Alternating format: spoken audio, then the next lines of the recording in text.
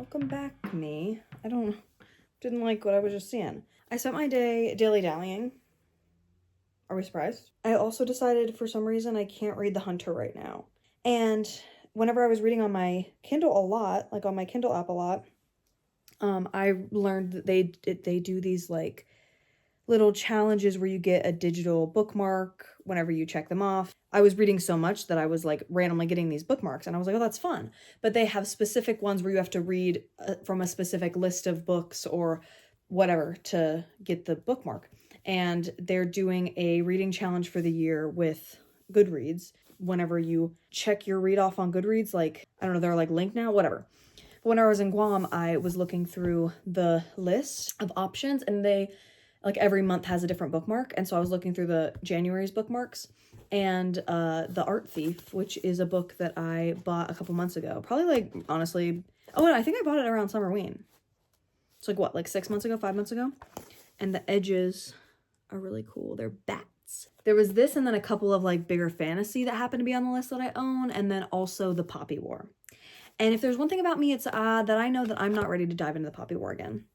And also I've been away from it for so long. Who feels like she needs to start it over? Who feels like she needs to start it over?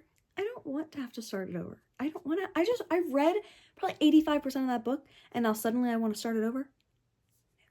So I'm going to try to read this before the end of the month. It's the 24th right now. This is a nonfiction. It says, The Art Thief is a true story of love, crime, and a dangerous obsession. It's by Michael Finkel. Sorry. But I think it's about like a couple that are like madly in love and they are art thieves together. He pulled off more than 200 heists, often in crowded museums in broad daylight. All right.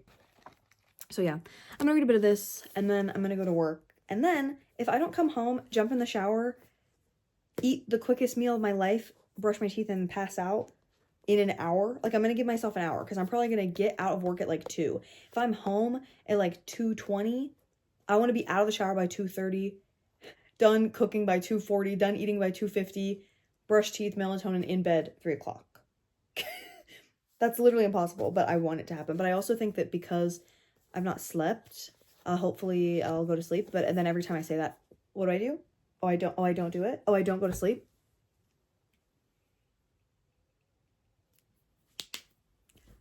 Right. So, but I'm going to attempt to read. Because what is it? It's 2025 and we're trying to read more. And this is, as soon as I saw that, I was like, oh yeah, that's right. And then I looked up and I was like, actually, it's calling to me. These are the 2 wolves inside of me. It's not. But I want to read it. I want to read it so bad. I want to sit down and talk about it. Like I want to be reminded of everything. And then talk about it. Because I missed the first one and I missed this whole story. Literally, I think one of the only things I've highlighted so far is his name, Christopher Argent, which I'm probably not even pronouncing right. Also, I forgot how horrible the beginning of this book is. Like, we literally watch his mother get raped and killed, but we don't watch it. We just know that's what's happening. And then I highlighted, she may be incomprehensibly beautiful, but she's unfeeling and unspeakingly ruthless. That's what someone says to him about the main female character before he meets her. And then he says, if that's the case, then she and I have much in common. Except my trail of corpses is indisputably longer and bloodier than hers. And then her whole thing is she has like a secret past and also a son. And then I wrote LOL and I forgot he's really tall.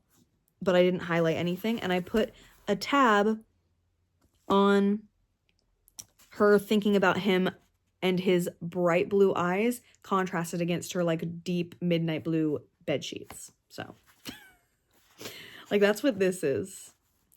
And he's an assassin and she's an actress. And I literally adore it.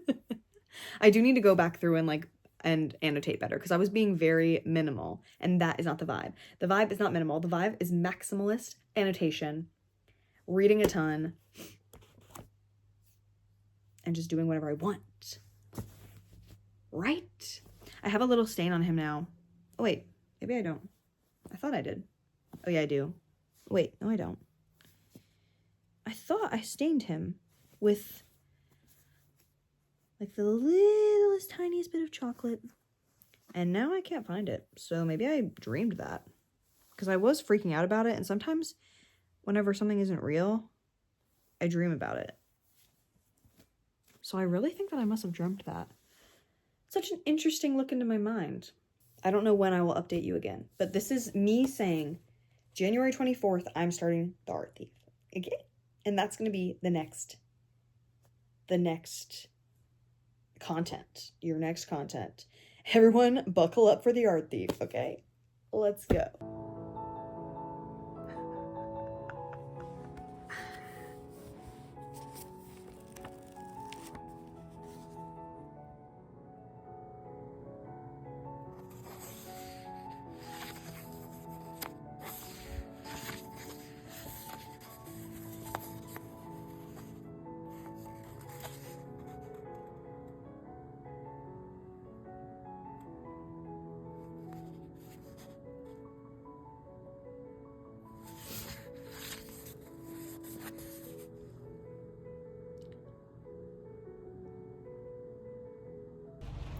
Can you see me? Oh, at all? Can you see me at all? I finally just got off work. But you know what? We're not going to complain. We're not going to complain because I know how it is there. I was scheduled off at 9:30 and I clocked out at 10 o'clock. That's pretty good. That's actually the best it could be, unless they send me home early. I'm so tired. I can see my heartbeat bumping in my wrist. It's strange. It's raining outside, which it almost never does here, to the point where I'm like, oh my God, I need to write this in my journal. But maybe I'll show you dinner. Maybe we'll talk more. Hopefully I'll read. And then I can update you actually about how I'm feeling so far about the Art Thief. Also, I need to talk about the Queen of Nothing, because I finished that. I finished that when I was in Guam. And I didn't film myself reading it at all, which I didn't know. I didn't do that at all. Or maybe I need to go back through my videos. Maybe I did and I just haven't found it yet. But I didn't film me reading most of it because I read most of it while I was in Guam. And I finished it there. And so I need to talk about my thoughts to add that to my Folk of the Air trilogy vlog. And then that one will be finished. And then I can really pay attention to this one. Okay. Oh my goodness. Everyone figure out what I should eat for dinner. Just think for me about what I should eat for dinner. I have eggs. I love eating eggs at all time of the day because I have an issue, I think. Breakfast is just my favorite meal. Eggs, sriracha toast. I have ramen, multiple different kinds of ramen. I have falafel. I have tortillas that I can make quesadillas with. I could make a soup of some sort. The other day I made some weird soup. Am I in the mood for that? Not really. But I've been in the mood for soup more recently. But I don't like brothy soup. And in my head, soup that's not brothy isn't soup. There should be a different word for it. But a lot of people are like, no, that's soup. But to me, if someone were like, do you want some soup? And I said no, because I don't like brothy soup. And then they brought out something that was looking delicious to me, I would be like, what the hell? And vice versa. If someone who loves broth, I brought them out the soup that I want, they'd be like, what the hell is this? So there needs to be a different word.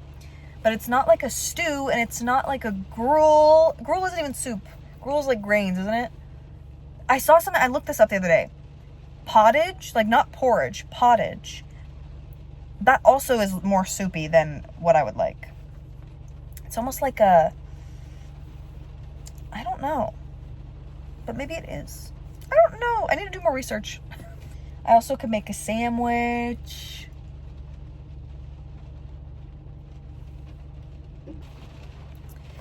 I feel like a creature is circling the car. There's no creature. I mean, maybe there is. Sometimes there are raccoons on the street.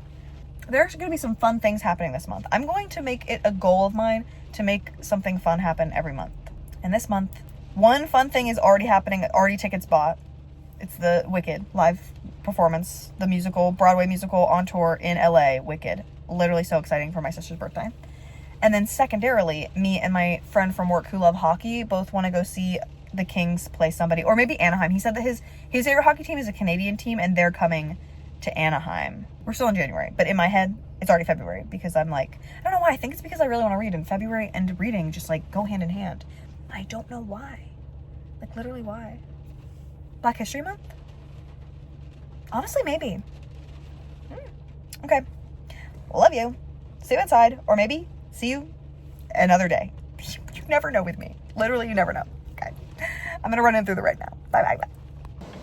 Welcome to my cabinet once more, except now I have a pop socket because I got a pop socket for Christmas. And so there's less room to put my phone. So you're like nearly gonna fall out of the cabinet. I'm making some kind of weird soup situation. Not soup, pasta situation. I feel pretty good about it. This isn't good, I'm literally gonna freak out. I don't know how to explain what it is actually, but it's pasta. Basically cooking, whenever you cook, you just make the same things and then a couple of differences change what, like, technicality, what makes what. I'm gonna try again. Not really. Not really. Okay. There's literally no point to me filming myself reacting to the food that I'm making, and I'm not filming myself making. You can see my sponge, mommy. That's good. That's good at least. Okay, time to show you what I've created. Wow. It's just a fucking pasta. Two things can happen. Either I read for a little bit tonight and then we talk about it, or you don't hear from me again because I'm watching videos and haven't found. We'll see what happens.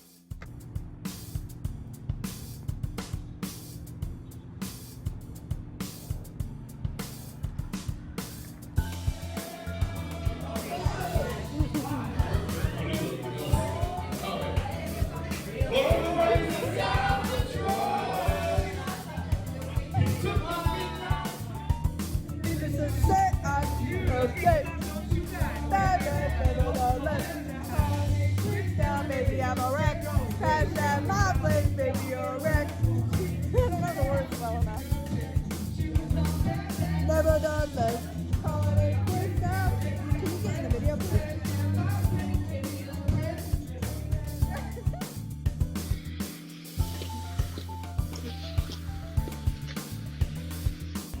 We meet once again in my bathroom. I have had 3 shots of whiskey. Probably more than that because the bar I go to, I think she overpours because it is heavy. I had a shot of Jameson and Coke, and then I was like, not yummy enough. So I had Screwball and Dr. Pepper, and then I had it again. My hair looks greasy, and I swear it wasn't that greasy before I left, but also it's still raining. Remember the rain that I was showing you guys yesterday? It's still raining, and so every time I walk outside, just the tippy top of my head will get wet. I love that. I need to take a shower. And I want to eat something. I bought myself ice cream. Oh, I have K-pop albums open. But I just went drinking. Did I tell you that? It didn't seem like it was snowing outside just now whenever I came in. But my other coworker just texted me that it was snowing where she lives. So that's exciting for everybody. I don't think I'll read tonight, but you never know. I feel like eye tired, but not brain or body tired. So, but maybe if I'm in the dark, I'll feel tired. Do you guys have a fun day? Tell me you had a fun day. And if you didn't, lie. Like, let's all just have fun together, okay? I can't think about the horrors. I can't think about the horrors or else I will collapse. And so let's just have fun together while we still can. Is that really morbid? I think that it is really morbid, but it's okay. We're just gonna pretend like it's not.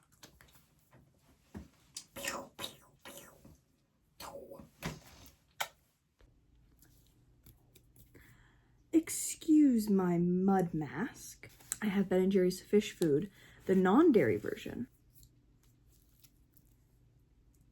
I bought hip tape, or is it skiz tape? Skiz, hop, hip tape. Yeah, IN. Like, I was hoping that I could get, oh my god, I want in Hyphen's new album so bad. I have not seen it in person. But yeah, I got this. I'm excited to open up. And then I got another Spill the Feels carrot version because I kept looking at it and I was like, no. And I had literally had to talk myself out of getting it. And then as I was walking away, my brain went, but what if it's Walmo? And my issue right now is that I want to open them so bad, but I also really want to eat this ice cream. I should talk about the Art Thief, huh? Because that's the vlog we're in. I don't know if I talked in detail about the Kindle challenges, but this one's called like Buzzy Books for January, and I think it's just like 2024 favorites.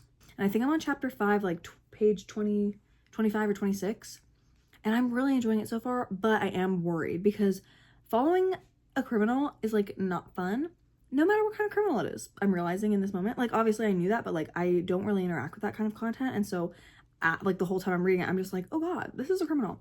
And it's interesting because Michael Finkel is the author. His writing is beautiful, but he's having to write as if he's in what is the main character, not main character, the man, the art thief's like head. And it's just like freaky. But also I think that they have like a ton of interviews with this guy, and so he's probably like pulling really directly from those interviews, and he's just a freaky guy.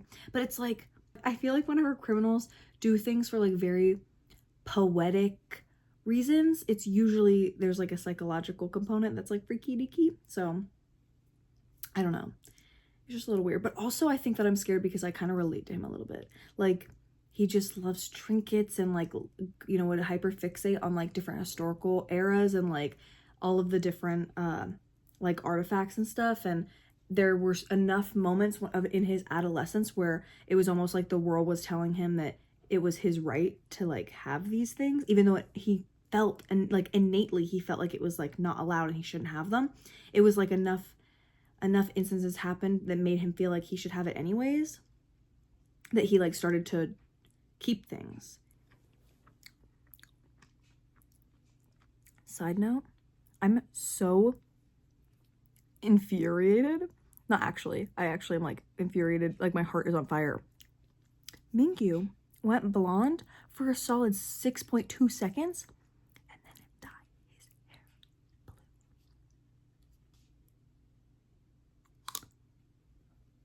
I'm like literally so mad at him. I'm so mad at him.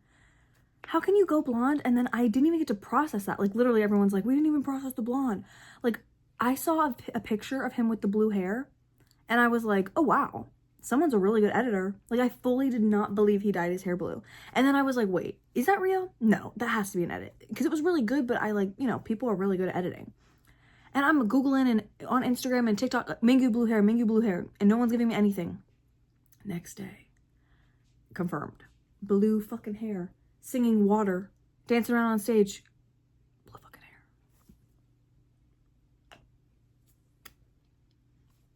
We're literally joking. Oh, I have something to come back. I literally ate this while I was talking to you, so I'm not gonna watch my show yet. Am I ever gonna watch my show? Not show, YouTube. It's literally Reading with Emily. What's her last name? Is it Emily Fox? Let me read. Probably not. Oh my god, it is. Books with Emily Fox. She's like this really adorable French-Canadian girl, and I adore her. I think that she used to be like a beauty YouTuber. Maybe she still is, but I've only ever followed her booktube channel, and I really like her.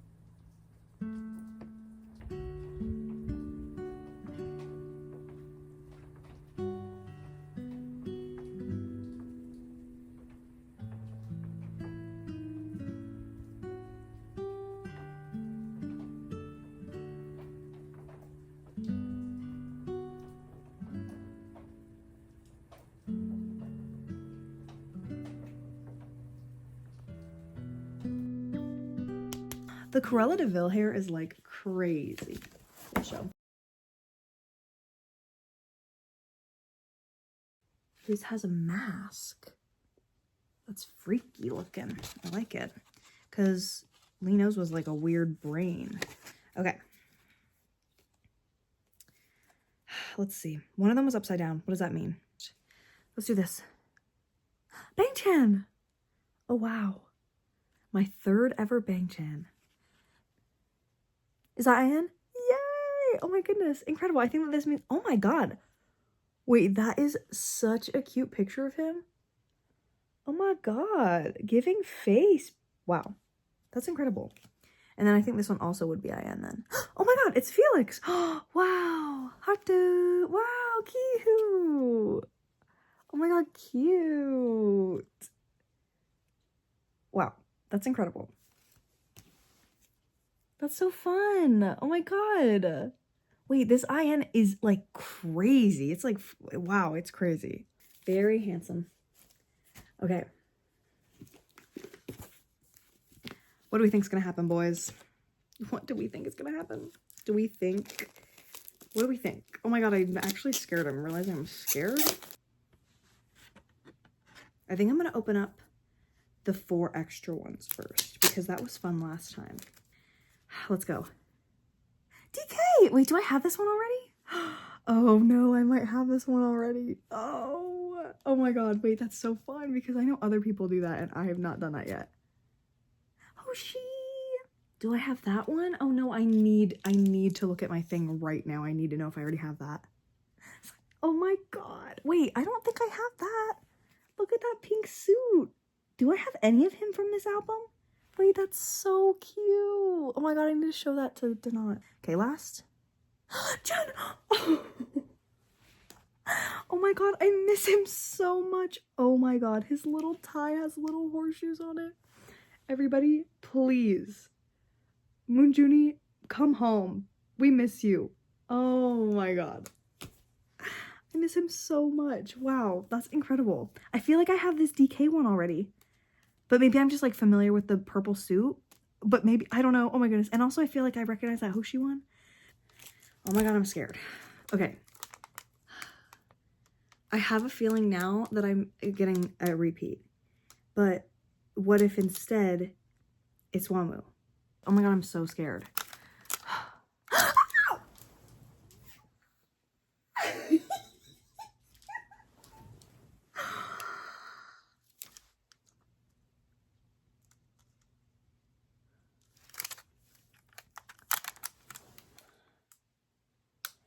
Not S-Coops when he's been teasing a unit.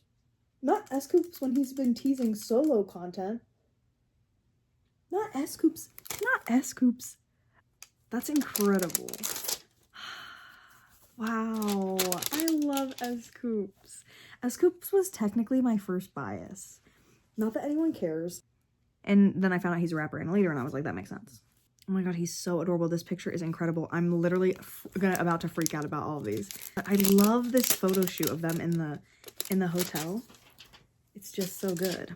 There's no reason for me to film myself putting every single one of these in, but I very well might. Focus. That doesn't even look like him. He looks like who is that? It's S-Coops, but like on crack cocaine. Like, what are you even talking about? He's so freaking cute. I think it's the pink hair. Imagine if you did care.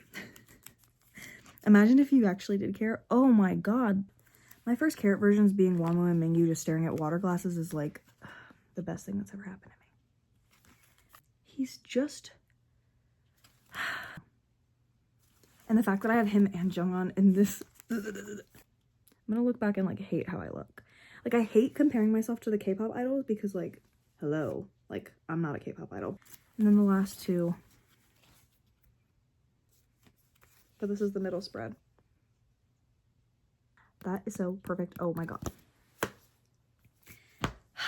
This, I can't get over that. Like, that is incredible, incredible, incredible. Also this IN.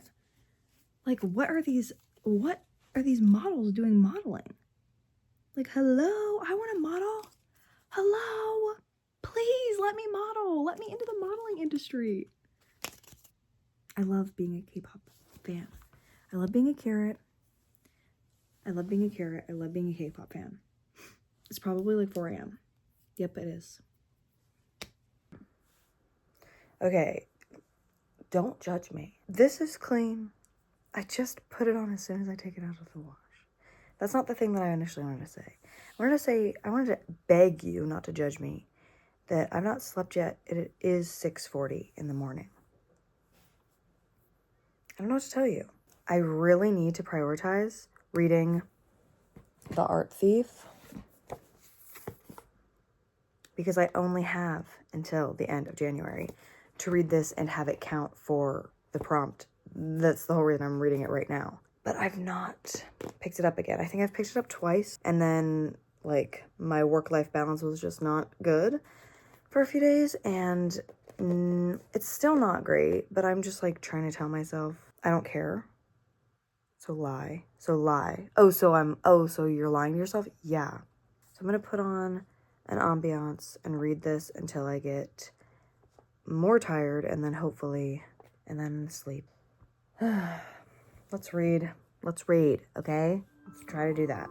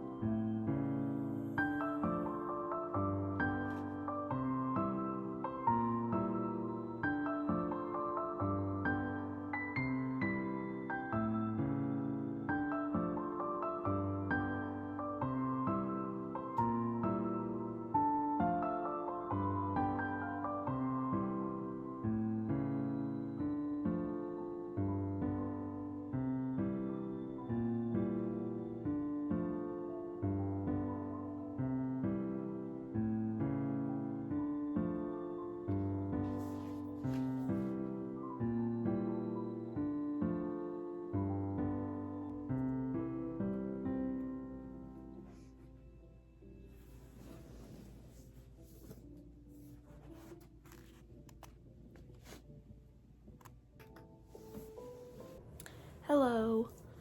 It's like 4:30 in the morning. Did I ask for you to say anything? No. And I'm like this far into The Art Thief.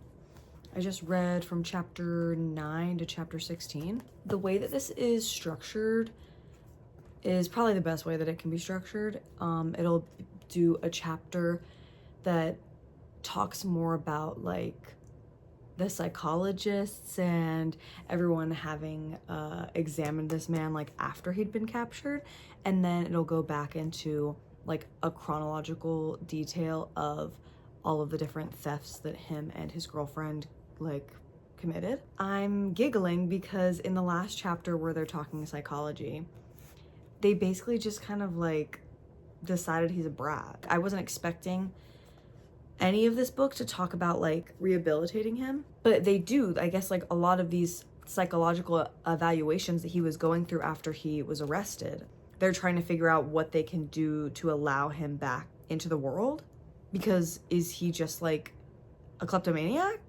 I don't know. Following a criminal is just like so interesting, and he's just, it really feels like Silence of the Lambs whenever you're talking to the murderer and you're like trying to figure out why they do what they do. Like all of the answers they give you are just so like strange that there's no real answer. And that's how it seems like he was talking to the people interviewing him. But I think that I might be projecting a little bit, because the idea of them interviewing this criminal after the fact that he's like committed all these crimes, and that's like the atmosphere that I'm imagining. but I think that he genuinely is just sitting there. But like anybody who's committed a crime and then turn around and they're just talking to you with passion and no regret and no guilt, it's just like unlocking a view at humanity that like very rarely gets unlocked. And so it's a little bit disturbing, even though these crimes are not disturbing. Like, they kind of are. I don't know. The way that this is written is so like romanticized, but also kind of, I don't know about tongue-in-cheek, but it's almost like the author either has a actual respect for him, a begrudging respect for him, or he doesn't. But the way that he's writing this is almost like he wants to write this beautiful, prosy, like romanticized version of the story, because it is kind of a romantic, like, not romantic like love, but like romantic, just like grand, you know, in general. Like literally, it's crazy. He stole over 200 pieces of art worth over 2 billion. At the end of these chapters, I have to like show you. Okay, this is chapter 11. This is more of the psychology stuff where they're talking about like what his problem is. The end of it, he says, and perhaps when all is said and done, this is his dream. He will be written into the story of art as a hero. You know, based on listening to the way that he's talked in all of these interviews or whatever, he sees himself as a hero, or he sees himself as like the good guy. He sees himself as someone worthy. He sees himself as not like the other thieves, like that kind of stuff. And so it's very like, it's tongue-in-cheek in that way. And then this one is in the perspective of them thieving. This is like right before the police start to get a sense of all these crimes being connected, I guess. He does this like insane theft where like 30 screws he has to unscrew with a freaking pocket knife, and it probably takes forever. And then he steals this platter, and then they leave. And he writes, the case opens, the platter vanishes under his coat, and they leave, but not before he feels acutely that there's a peril he hasn't quite seen. And as usual, he's right. Doing that tongue-in-cheek thing again, where it's like, are you Brett Weiser in this moment, or are you Michael Finkel in this moment? I like seeing the author's voice, I think, and especially whenever it's in something like this. Like, I'm on chapter 16 now, and Office for the Fight Against Trafficking in Cultural Goods and this Swiss police officer both pursuing this idea that multiple pieces of art have been going missing, and it's probably connected, especially because this is a personal collection. I feel like that's going to be really interesting the further we get into it, but they've already mentioned it before a couple of times. Because it's a personal collection, it is Brett Weiser and Anne Catherine's like specific tastes, and so there's going to be a pattern in the things that they steal. The police investigator in Switzerland has already noticed that all of the a lot of the paintings are of the same era, like this end of Renaissance era with like Flemish influence. And I think it's just funny that in all of this, I don't think that Brett Weiser's thinking of that. And so I'm actually curious if in the next chapter we're going to get into maybe he is starting to think that. And so do you then start stealing things that you don't even want because you need to throw them off your scent, and so that you can continue stealing the things you do want? Or do you just never think of that, and that's the reason why he eventually gets caught? I don't know.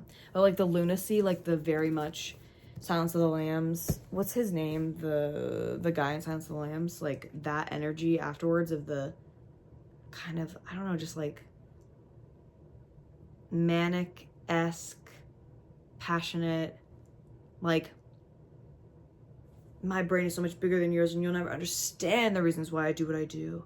You know, like that energy, that is what I'm getting from this man. And so that is creeping me out. But I say that's excellent progress for today / tonight / this morning.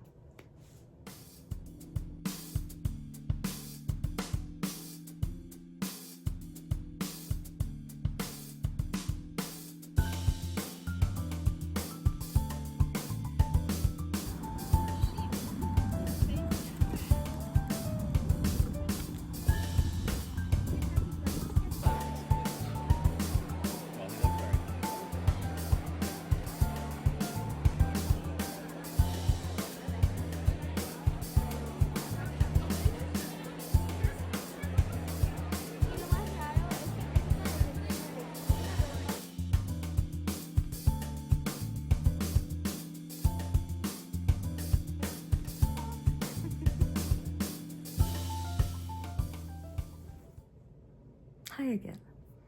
Abrupt back in my room. I had a very fun couple of days. Anyways, I celebrated my sister's birthday. I'm back home now. And I have some updates because we have some shit to figure out. As you saw, I think you saw, I finished The Art Thief. My buzzy book reading challenge for January was completed. So I got my little digital guy, which means we need to figure out what we're doing for February. There are a few things on the docket. Firstly, well, I feel like I should talk about this. My thoughts are pretty consistent to the ones that I had earlier, like halfway through reading it. He's really interesting, but it is like, I don't like that. I don't like that mindset.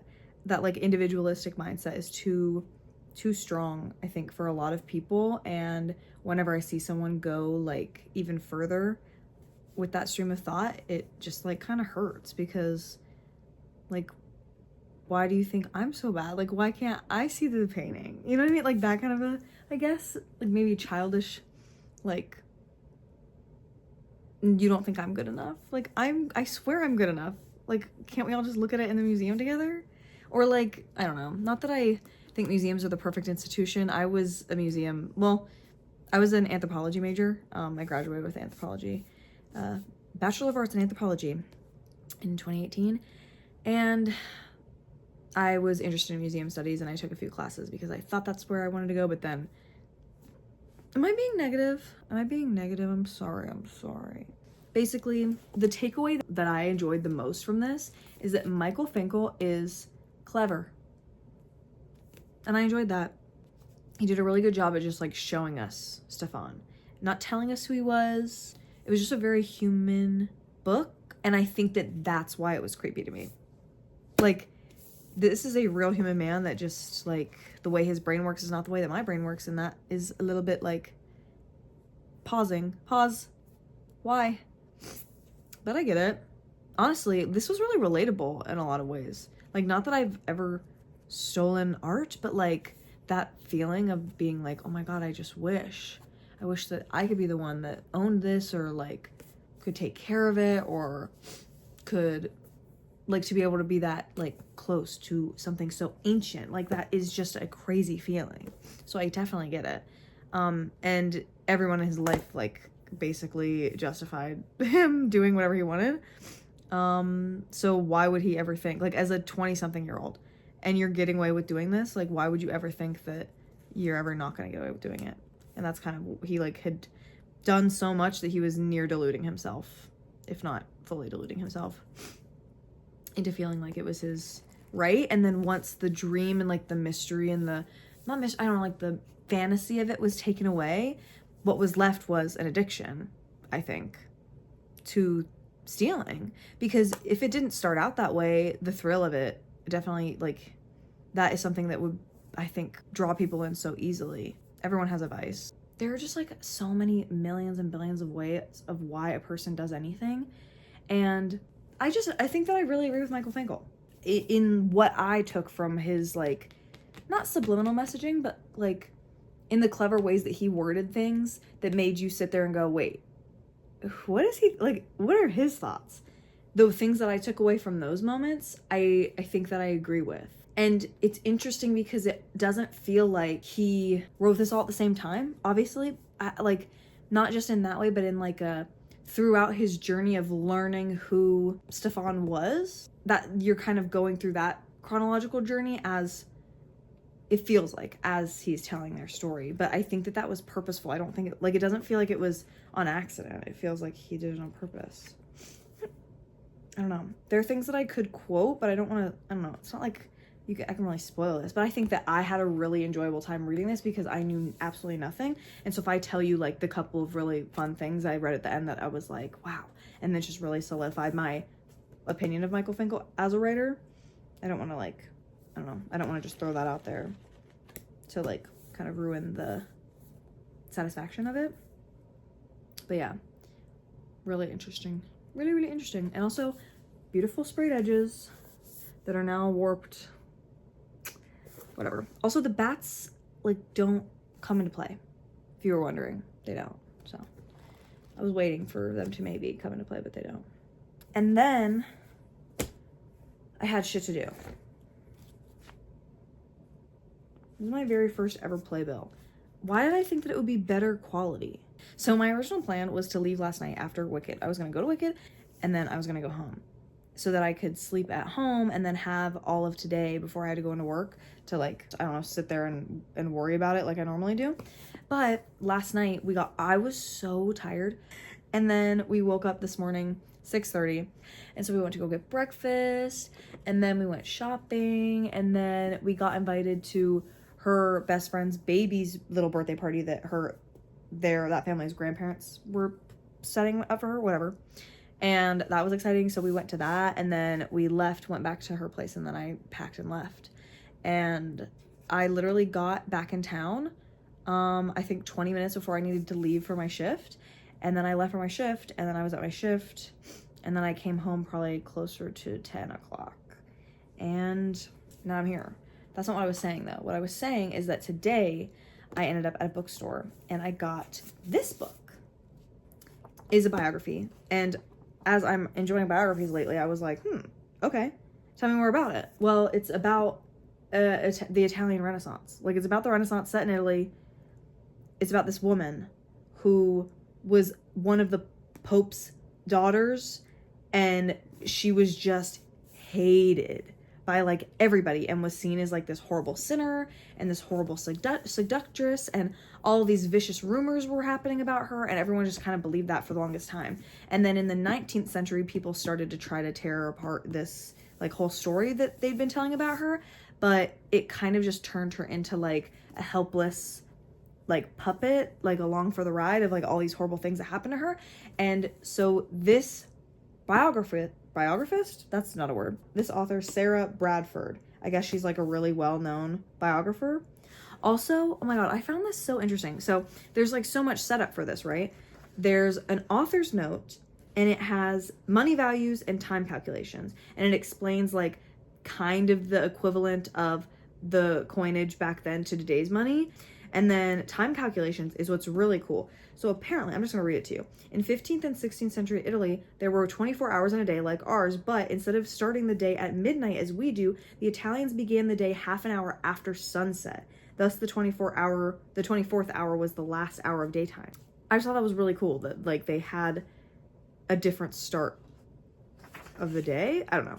And then there's all the list of all the illustrations that they use. There's maps of Italy. There is, oh god, like, family trees. I don't even want to think about that. I do not even want to think about that. They all have the same name, basically. Like, that's how it feels. And so I'm gonna get so confused. And then, or one person will have multiple names because they have titles. Like, whenever you're dealing with, like, royalty, I get so confused. But I basically gave up towards the end because we needed to leave. So I need to reread the cast of characters, I think. And then part 1 starts. The Pope's daughter. And we're going to be in a time of war. And I feel like this author is going to write really well. And there's also picture reference in the middle, like there was in The Art Thief, which I enjoyed. And I just feel like this is going to be really fun and empowering because I love being in the Renaissance. I love it.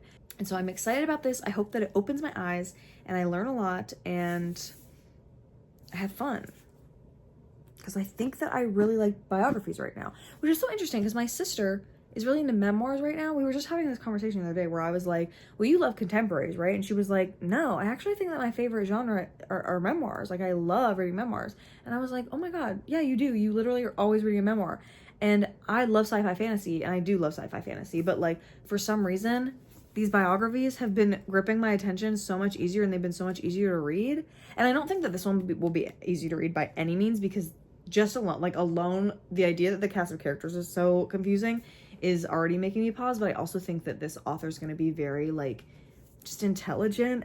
She has archives listed, and then all of the reference is just, it's like crazy how much reference, like how much stuff that her and her husband went through. She said he helped her transcribe over thousands of manuscripts, and there's just so many source notes, and like the bibliography is so long, and then there's an index, or maybe maybe it's not that long, maybe it just all looks long. Oh my god, no, it is long. Like, it's just crazy. She read a lot for this and did a lot of digging, and like I think really wrote this understanding everything that, like, the reality of living back then, or like down to the point that she is going to, I think, mention the time difference in enough that we needed to know about it. Like, obviously that's cool to know anyways, but like, she is putting, because I don't know, like, I've been there where you are researching whatever you're writing, and there's like bits and bobs that you're putting in there that make sense because you know the reality of the past, like in all the little details, like the weather or whatever, the crazy like rabbit holes you went down. And I just have a feeling she went hard on that.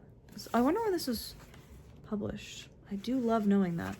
Oh, the postscript, I'm excited to read about that. It's only 1 page, I think, maybe 1.5 pages. No, literally only 1 page, but I just feel like it'll, that's like the moment whenever you've just read everything and you're like, whoa, and then you read the postscript and you're like, and I'm in reality again, like really fast, you know? It's 366 pages. I've been talking for half an hour. I did not mean to do that. Sorry. I need to look when this was published, and then we can move on. 2004? Is that the first one I saw? Anyways, I'm excited to get into this. But I read 2 books in January. I finished The Queen of Nothing. Is that even, like, can we even count that? And then I read The Art Thief. February is shorter. February's Black History Month. I don't know why I have 3 fingers up. I need to do my next digital bookmark, like Goodreads / Kindle challenge. I don't know, whatever. It looks like a Kindle challenge, but it's on Goodreads. It's probably on Kindle too, I just haven't checked. Have we talked about that? This one is called Epic Quest. I think that's what it was titled, for the second digital bookmark. And the list of books that I'm looking under is called the 60 most popular fantasy novels of the past 3 years. So what I want to do is I want to go through this list with you guys right now, and I want to pick some options. And I don't think that I'm going to read that first. I really do think that I'm going to read this first because it's already making me really want to read it. And I want to see if we find anything that really pops out to us, because I need to read one of these books. I have 60 books to choose from. I need to read one of them in February to win the challenge. I want to win the challenge, okay? So once again, Babel is on this list. Pretty sure Babel's a standalone. Let's click on her. Babel? Babel? Babel? Babel? Probably Babel. Yikes and youch and yikes. I don't know. Whatever. I can't tell if it's part of a series, but I don't think that it is. So Babel, whatever. Babel's a good one because I think it's a standalone. Oh, She Who Became the Sun is on there again. I have a feeling there's gonna be a lot of crossover. I see Nettle and Bone by T. Kingfisher, which I somehow have saved, but I don't remember what that's about. And then The Familiar by Leigh Bardugo. I feel like it's not time for any of that. Shannon Chakraborty. I didn't know that S.A. Chakraborty's first name was Shannon. Oh, nari. The Last Tale of the Flower Bride. Roshani Chosky. I don't know if you guys know how I feel about Roshani Chosky, but I adore her. Let's click on this. A sumptuous gothic-infused story about a marriage that is unraveled by dark secrets, a friendship cursed to end in tragedy, and the danger of believing in fairy tales. The breathtaking adult debut. I want to read it. I'm seeing things that Kayla was just talking about, like the Book of Doors and the Will of the Many, but I don't know what they are about. It's like I jumped into that conversation without knowing what's going on. I don't know how I did that because I'm caught up with her. Oh. Ordinary Monsters by J.M. Miro. Why does it feel better to say J.M. Miro. Sorry. I also have bought that. Dang it. Oh. I could read The Spear Cuts Through Water. I could read The World We Make. Oh my god. To reread The City We Became would be epic. That would be so epic. And then I could be happy. And then I can finally be happy. How many books are not enough time? I was so excited to talk about all this, and now I'm just like so worn out. I think this light shining on my face makes me so sleepy tired, and it makes my head start to pound and hurt. I think I want to put on K-pop quietly in the background, put an ambiance room on, and read this book. That's so incredible. I love hanging out with my sisters. They like turn my life upside down in the best way possible.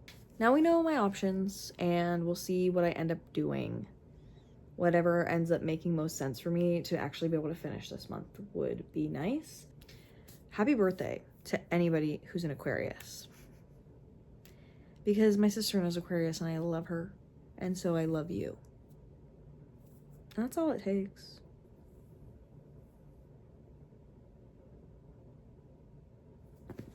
Say goodnight to him. Say goodnight to him.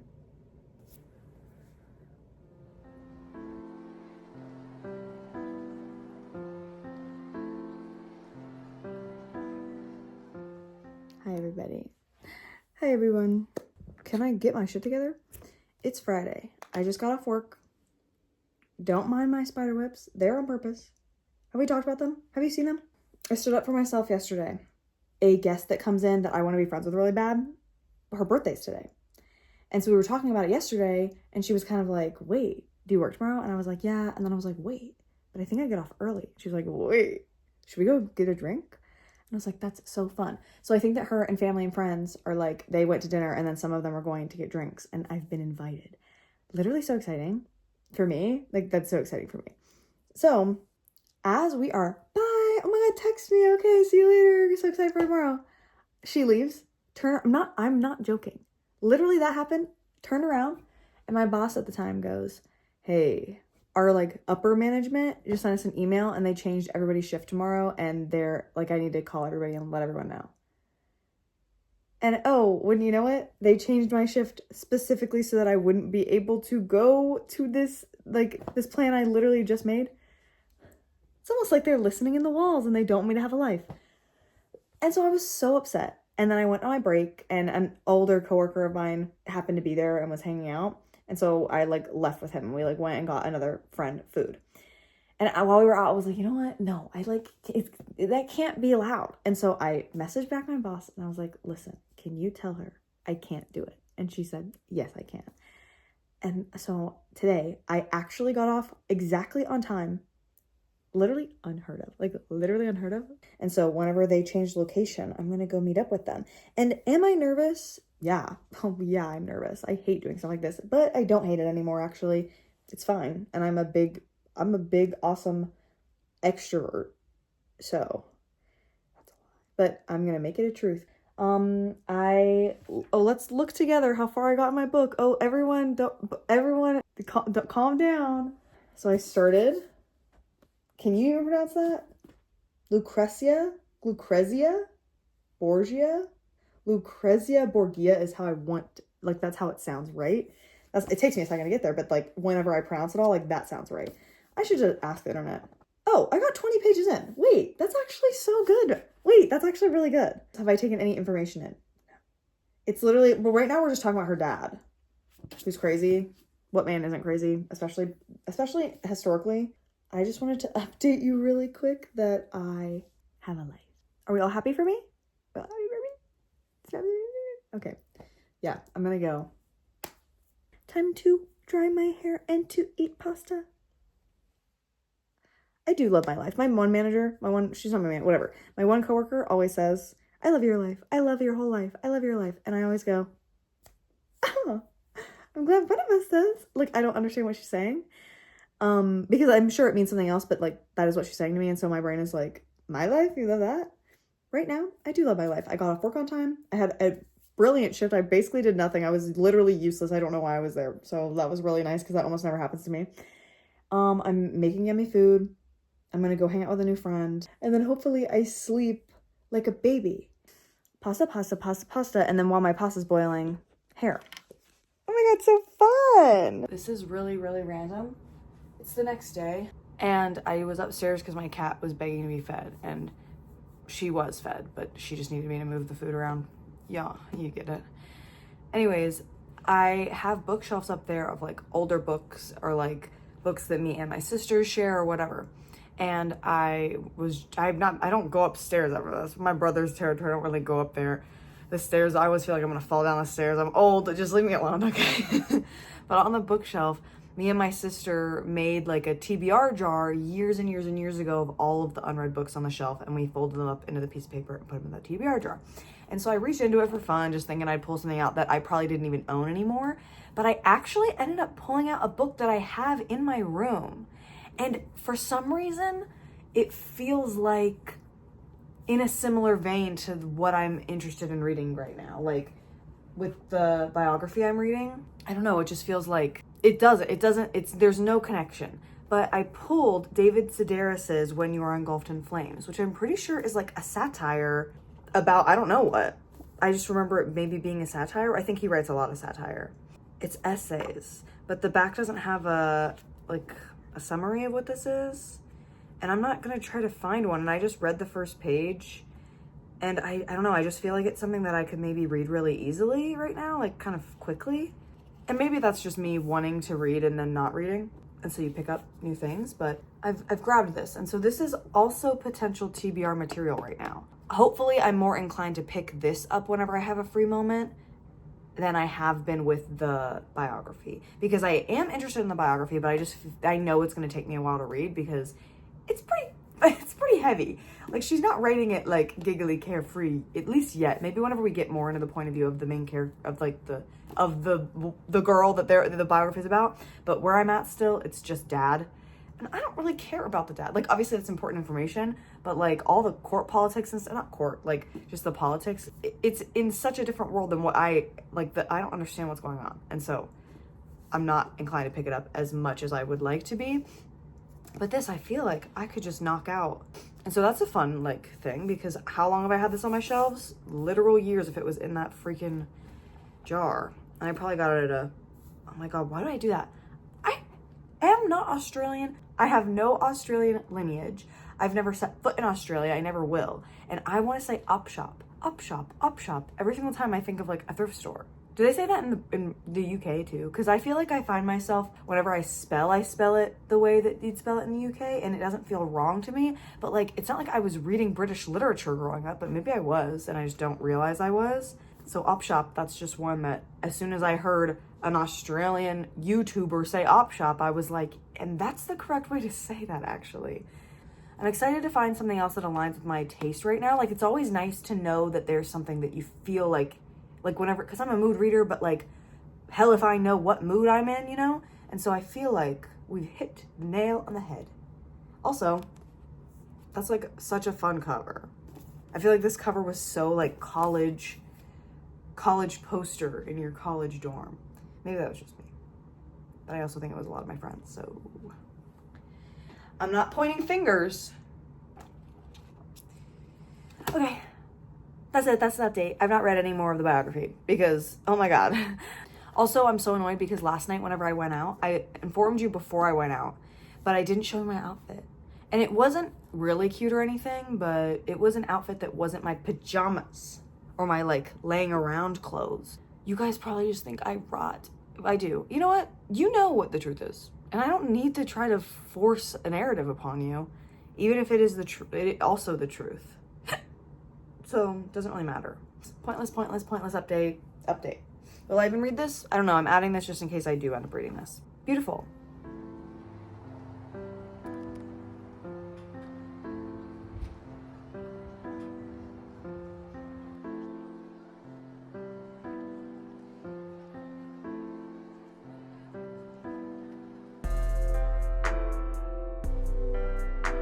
My hair is messy and my eye bags are crazy.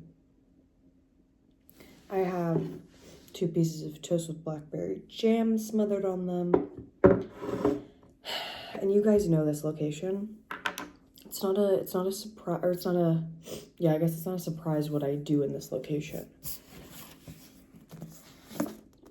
I have both of the books that I am like in the mood to read right now, but just have not read. This cover is just captivating me. Let me show you my bookmarks for both of them. For the Lucrezia biography, I have this one. Isn't it so cute and sweet? Is it even focusing?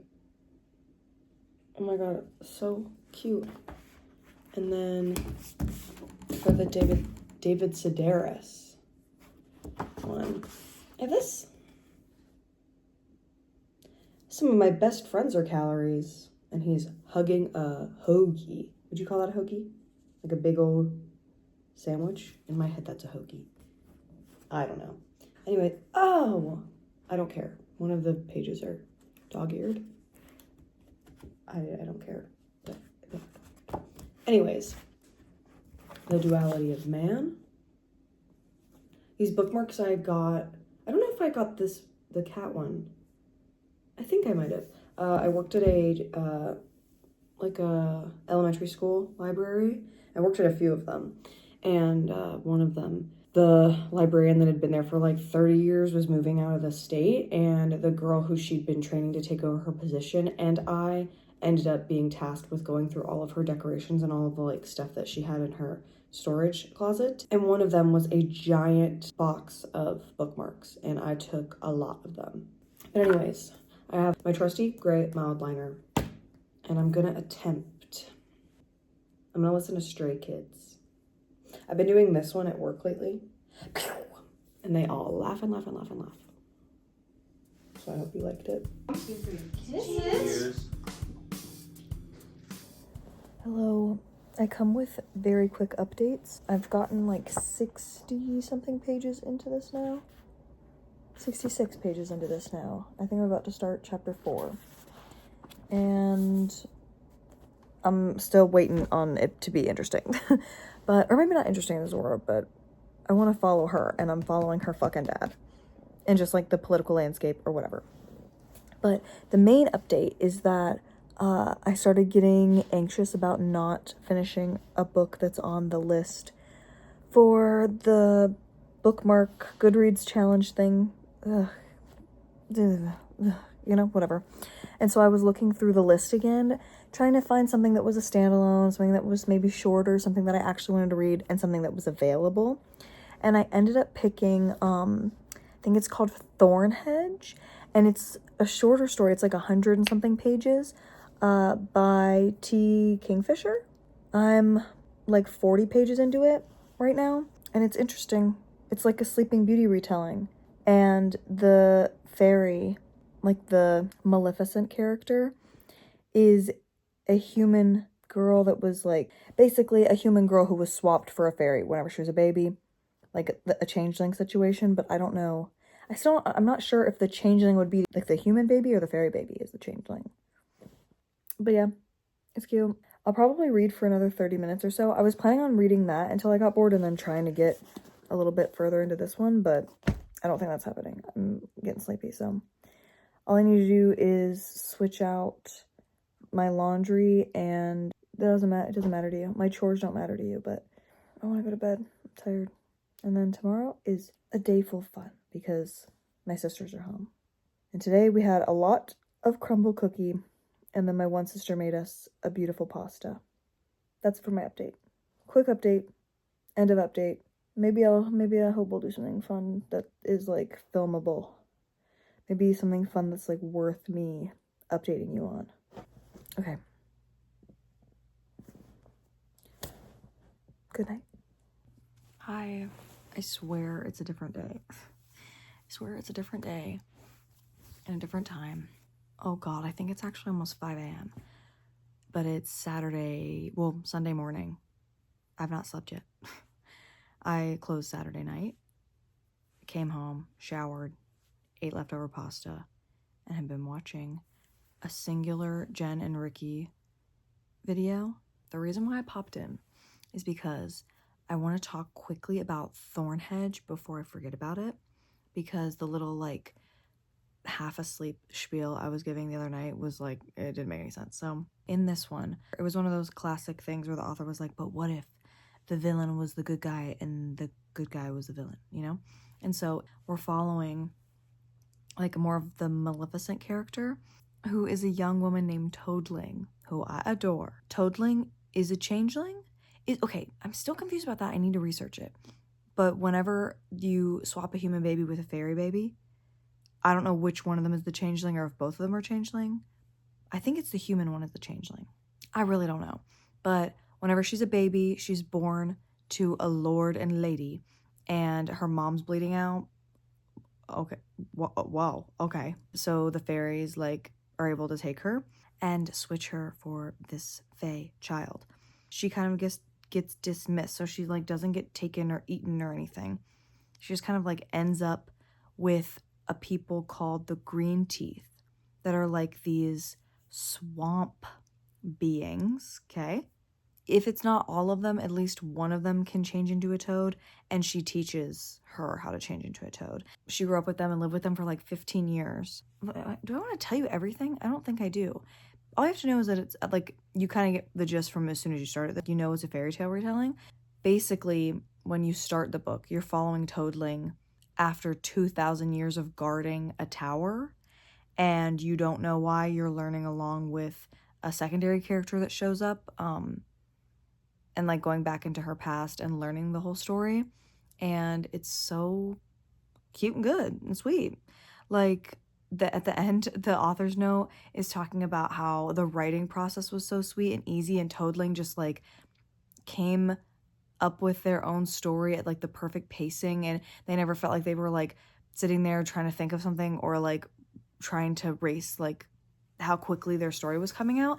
It was just like a really sweet writing process. And so she's found that whenever people ask her how the writing process, or like what this book is, she's been describing it as sweet.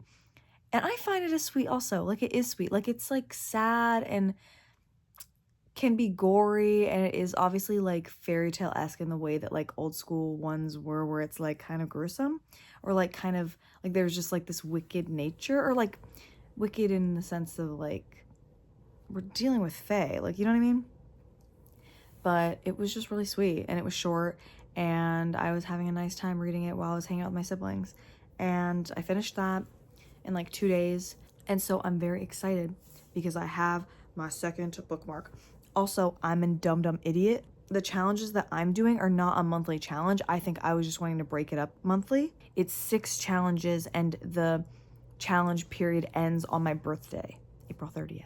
And so I was looking at the third list for Era Explorer is the name of the third one. And I found a book that is a bit shorter. I think it's like around 300 pages, called The Berry Pickers. And it's a story about a young Native American girl. Her like whole family, they come from Nova Scotia. I guess it's not, is that Native American if they're Canadian? Like, they're not, you know what I mean? It's different. I guess we're following the point of view of her brother, and his name is Joe, and their family comes down to Maine to pick berries, like to harvest berries, and it seems to be like a fun family activity that they do like seasonally. And they come down, and this one particular summer, whenever they're berry picking, he loses his sister. Like, the whole family loses the sister. I don't even know if there's like a proper name for it. There probably is, but like the history of Americans, and I know in Canada too, like white families taking Native American children, like, or like separating them because they want them to assimilate. Freaky, okay? Like, what? So she gets stolen, I'm assuming, by whoever, and then it somehow ends up with this white family, and like does not know her this family secret is what it says on the like summary. But I don't know. And then I think that it's not until they're much older that they get reunited, and she like discovers her true family and stuff. But it seems like it's gonna be really beautiful, like the setting and everything, and the descriptions, and obviously the conversation. I just feel like it's gonna be worded in like a really like, yes, you know, like a really like gratifying way. I've only read like the first like 5 or something pages, and I'm already kind of getting that vibe. But yeah, I definitely will be reading more of the Lucrezia. I tried picking up a couple times whenever my siblings were home. Sorry for 2 updates being basically in the same exact area with me wearing the same exact shirt. I put on my sweater so I wouldn't look a little different. But I hope I do something fun at some point in the next few days, or I finish a book, or I get a good chunk into the Lucrezia biography, because Lucrezia. We're gonna read. We're gonna listen to Stray Kids piano covers And then probably watch some cutesy little funny Stray Kids videos and then go to bed because already my eyes are, which is good because I love to be tired and I think I'm actually gonna go to sleep. I'll tell you guys how if I feel about the berry pickers. I don't have any thoughts yet. I just think I have high expectations for it, so we'll see. We'll see. Cut the camera. I just spent, actually, oh my god, a long time in the mall. I've been at the mall since 11 a.m. and it is now probably closer to 2:30. I got this cute Cinnamoroll pen that came in like a blind box. And I'm going to make it my dedicated purse pen. I don't have anything really to update on, but I just feel like I need a pen at all times. And this is a really sporadic clip of me talking, but oh my god, cute. It says it had like a, but how do I get it? Oh my gosh, you roll this little ball and it pops up and down. That's so freaking cute. I also got this little baggie and I got a mirror. That's this one. Ooh, I don't remember what this one's name is. Mirror. My hair is so greasy, I apologize. Oh well, wish me luck.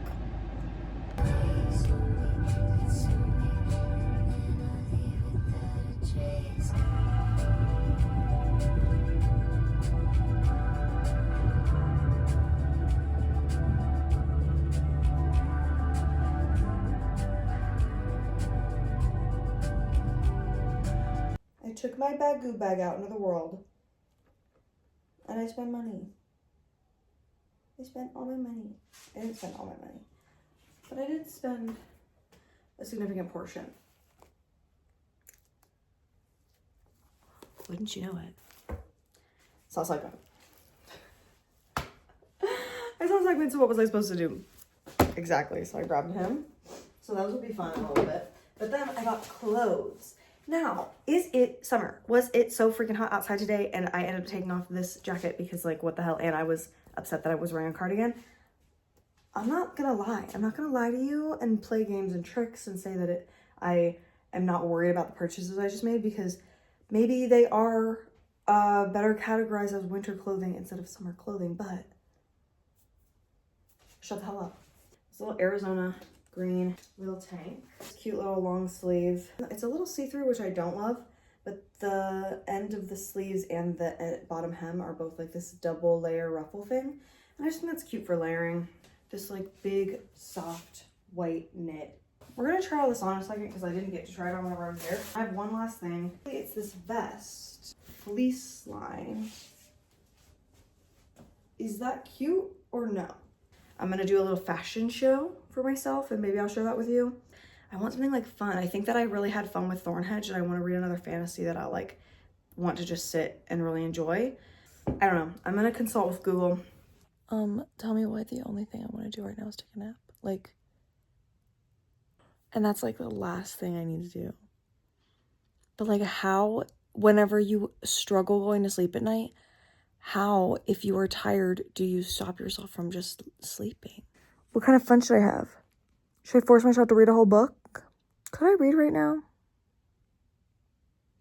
Actually, could I read right now? Could I do it? Would I read? I want another like short, fun, fast, cute, amazing, fun, fantasy, whimsical, fun, fantasy, fun. Oh, my backlist new releases list, maybe?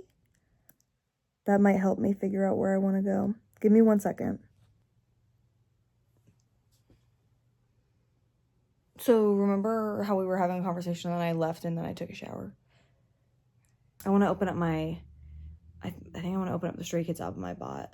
I don't want to open up the N- one yet. I feel like I need to wait and we'll do that later. Anything else? Do I have any other thoughts? Oh, yes. So I looked at my backlist list. Do we want to talk about how comical it was to look at February's list for my backlist anticipated releases? Prior of the Orange Tree. I'm not reading that. What did I just say? I want to read a fantasy that's short and sweet. Prior of the Orange Tree. That's hilarious. secondarily was the second fucking House of Earth and Blood book. Like, that's actually so funny that you think that I'm reading that. And then there was Hafsa a like vampire 1920s fantasy like heist book. Didn't know that that's what that was about. A Tempest of Tea. I saw her and I was like added. I didn't realize it was a duology, and so that kind of turned me off. I read the beginning of it, like the first chapter, and all the vibes seem really fun. The only issue for me, and I know that this is gonna like ruin things for me in the long run, I don't know how to explain it. It was just like too strong, too fast, and I was like, oh, this isn't gonna be slow burn enough for me, and I'm gonna be annoyed and like bored once they're like, I don't know. And then the last thing was, see, and I'm just such a fraidy cat. I've been watching Gen X Pen. I love Gen X Pen. She has been doing these streams for this like Chilla's art, I think. And they make these like scary like investigative storylines where like you're jumping in and you're slowly learning like what haunting is happening or what like stalking or murdering or whatever, and they're like freaky. But I love Jen, and so I've been watching them, and the last one that she played was like genuinely freaking me out, and I had to pause it multiple times because it was too late. And so whatever. The last book is called Delicious Monsters. I don't remember the name of that author. Lizette something. I can't remember. It starts with an L. I can't read a scary right now. Because even if it's not actually that scary, like, what if it is? Or what if there's, like, something crazy that, like, just happens to trigger me and my fear? Because I'm a fraidy cat. So I'm not going to play those games right now. So basically the answer to my earlier quest is that I don't have one yet. I don't have a book yet. And I don't want to read any of my physical novels. I know. Like, what is the point of buying them if I'm not going to read them? Like, that's actually none of your business. Oh, that's actually none of your business? Back off. Well, yeah. I don't know what to read. I want to read fantasy. God, I hate being a movie reader. Or maybe I want to read sci-fi. Like, I just want to read, like, a fantastical story that is short and fun. Oh. No. I was going to reread. No rereading. No rereading. And that's what we're doing right now. I'm not waiting. Oh, I should have double checked that it hadn't been opened, because you know how people are evil? I have Charmer stuck in my head because I've been listening to it a lot recently. There's some segment for you. And this side, oh my goodness, incredible. Those are excellent. Excellent. Wow. What the hell is that? What is that? A stomach? No. What is that? What should we do first? I guess I'll leave that one last. Okay.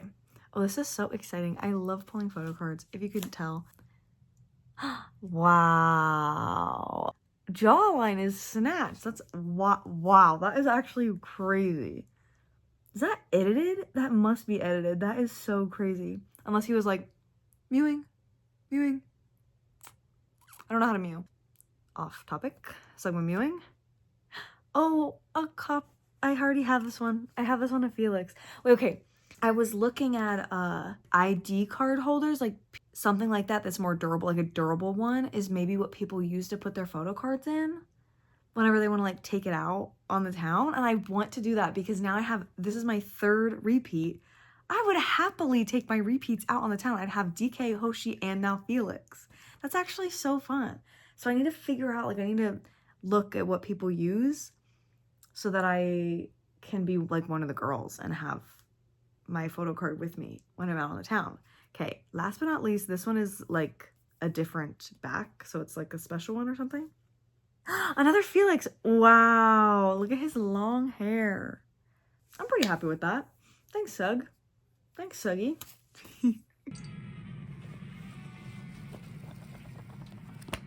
Okay, this group is called In Hyphen. Well, I pronounce it in hyphen because that's like an actual word, but that's not how it's spelled. And I heard someone else pronounce it differently today. And so now I feel self-conscious. How do they pronounce it? In hyphen. Okay. Because that's kind of how it's spelled. This is my first In Hyphen album. It's like people who open Pokemon packs. Yeah. The biggest thing about opening these is that it makes me want to be a model so bad. Like, I've never wanted to be a model once in my whole entire life. But then I open these and they all just get to be models. Oh, and all of them wrote little cute messages that are in Korean I can't read. Love that. Oh, and a poster. And then the CD. Oh, it's a long poster. I like that. That's good for space making. Show it to the class. Yeah, I will. All right, I will. I was just looking at it first. Firsties for me for Christmas Eve and Christmas morning.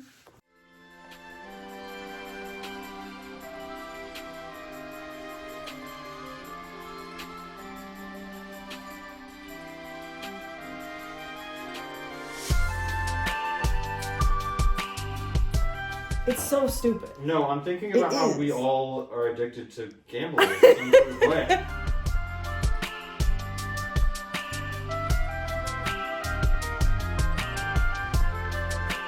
Hey, yo. It's another day in the neighborhood. Just say hi. I come with the update that I did start reading Starflight for fun yesterday, and I got a chapter in before I was like, oh, I'm in the process of boiling water for noodles. I'm gonna make myself a little pasta situation, and then I'm gonna go in my room and not leave again. I could drink tonight if I wanted. I'd have a little bit of something. Blackberry Dr. Pepper and Screwball and some gummy worms later. That sounds like you'd eat that and drink that and play a video game. But Minute to Island is the video game I'm in the middle of playing, and I've not touched it in months, and it's not really, that's not the vibe. The vibe of that one is like trauma. So I got, oh, my brows look crazy. Was nobody gonna tell me that my brows look crazy? Was nobody gonna tell me that? Oh my God, I trusted y'all. Nobody was gonna tell me that? I went to work like this. This is what I get for getting ready in the dark. Like, wait, are my brows just crazy?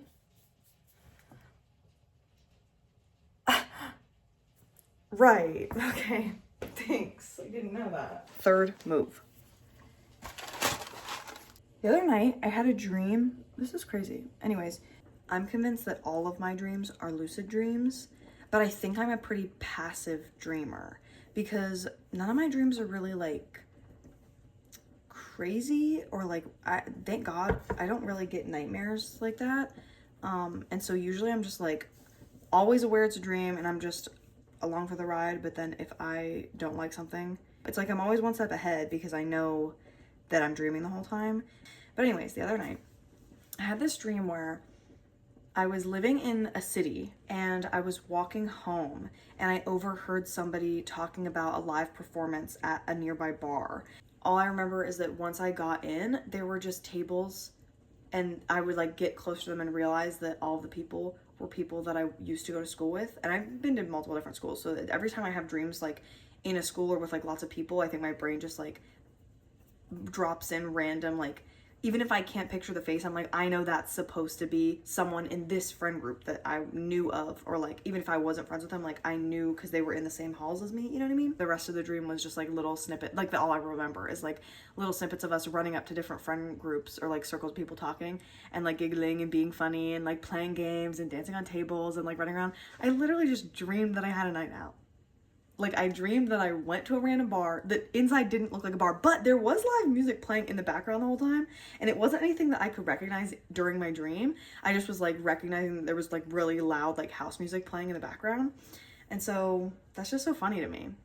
I guess I really want to go party? Like, what does that say? I think that just says I really want to go party, and that's the end of my dream. I'm gonna assemble my pasta. I hope I ended this clip well enough, because I have nothing else to say and I'm just distracting myself from cooking, so.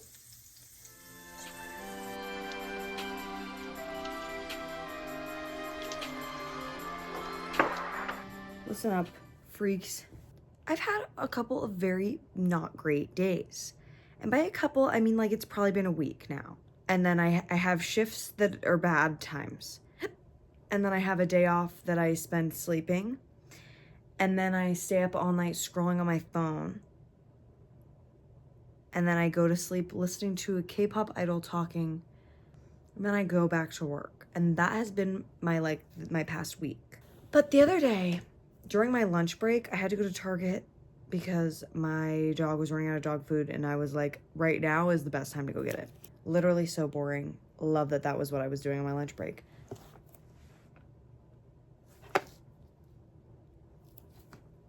It's been sitting in my room unopened for like 3 days now. Maybe not. 2 days? And I'm not even, I keep forgetting about it. Because like it wasn't even part of the plan. It just like happened. And that night I fell asleep like a baby because IN went live. This is so stupid. My life, I'm almost 30. I am almost 30, but this is what my life revolves around right now. I'm seriously contemplating buying Carrotland tickets. Carrotland is March 20th and March 21st in Seoul. Oh my God. I could cry. Oh, I could cry. And I'm not gonna cry. I'm not gonna cry. Wanu is enlisting, okay? Wanu is enlisting, and we got confirmation that him, Woozy, Hoshi, and DK are all gonna enlist this year, which we knew most of those things were gonna happen, but it was just like the words on the page and the confirmation of it is like, oh, but Wanu is next. But yeah, I'm gonna open up Teleparty because it is like 6 a.m. and I realized I feel sad, and so I'm gonna open it because I'm sad. There's a pin. Oh my God. I don't think that I'm ready for this right now. Oh no, she pin. But I'm so thankful that I've been paying attention to K-pop again and letting it give me any kind of joy, because I really am like struggling. Pink CD. Cute. Oh my goodness, wait, there's so much stuff. Okay, there's this thing. It's like a little envelope. Are there stickers in it? What's this? Oh, I got a little PK. It's like a little poster. Oh my God, so cute. There's a Hoshi book, and then a DK book of just DK, and then Saquon. Oh, so let's just do this. DK! Saquon. DK! Hoshi! I need to go to bed. I'm so down in the dumps. Down in the dumps, and I've not been in the mood to read. Whatever. I think I know exactly where I'm going to put my BSS poster, in that little space right there. Unless there's a different little space it could be better used in, but I'll have to do some trickery. I might be drunk. I just want to have one pop of soju, basically by myself. And I think I probably out.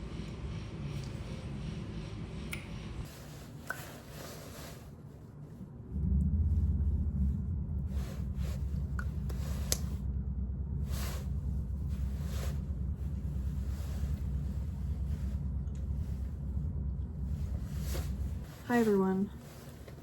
I have an update, and the update is that I just got off a motorcycle. Gonna bust a ball in the kitchen, irresistible. Is this good? Update. I was on a motorcycle.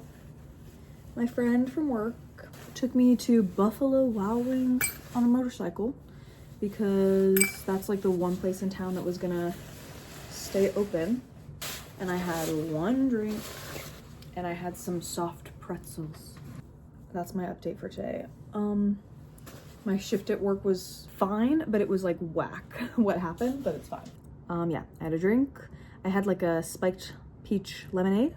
I think there was something else I wanted to say, but I can't remember. Should I try to journal? So I'm not reading, so should I journal? I'm gonna get some water. I'm gonna put on my pajamas. I'm gonna have a little journaling sesh. Is there anything else I need to update you on? No, I've not been reading. If I'm watching dramas, I'm not reading. Duh. So, I'm sorry. Ah, what are my pens? Time to go.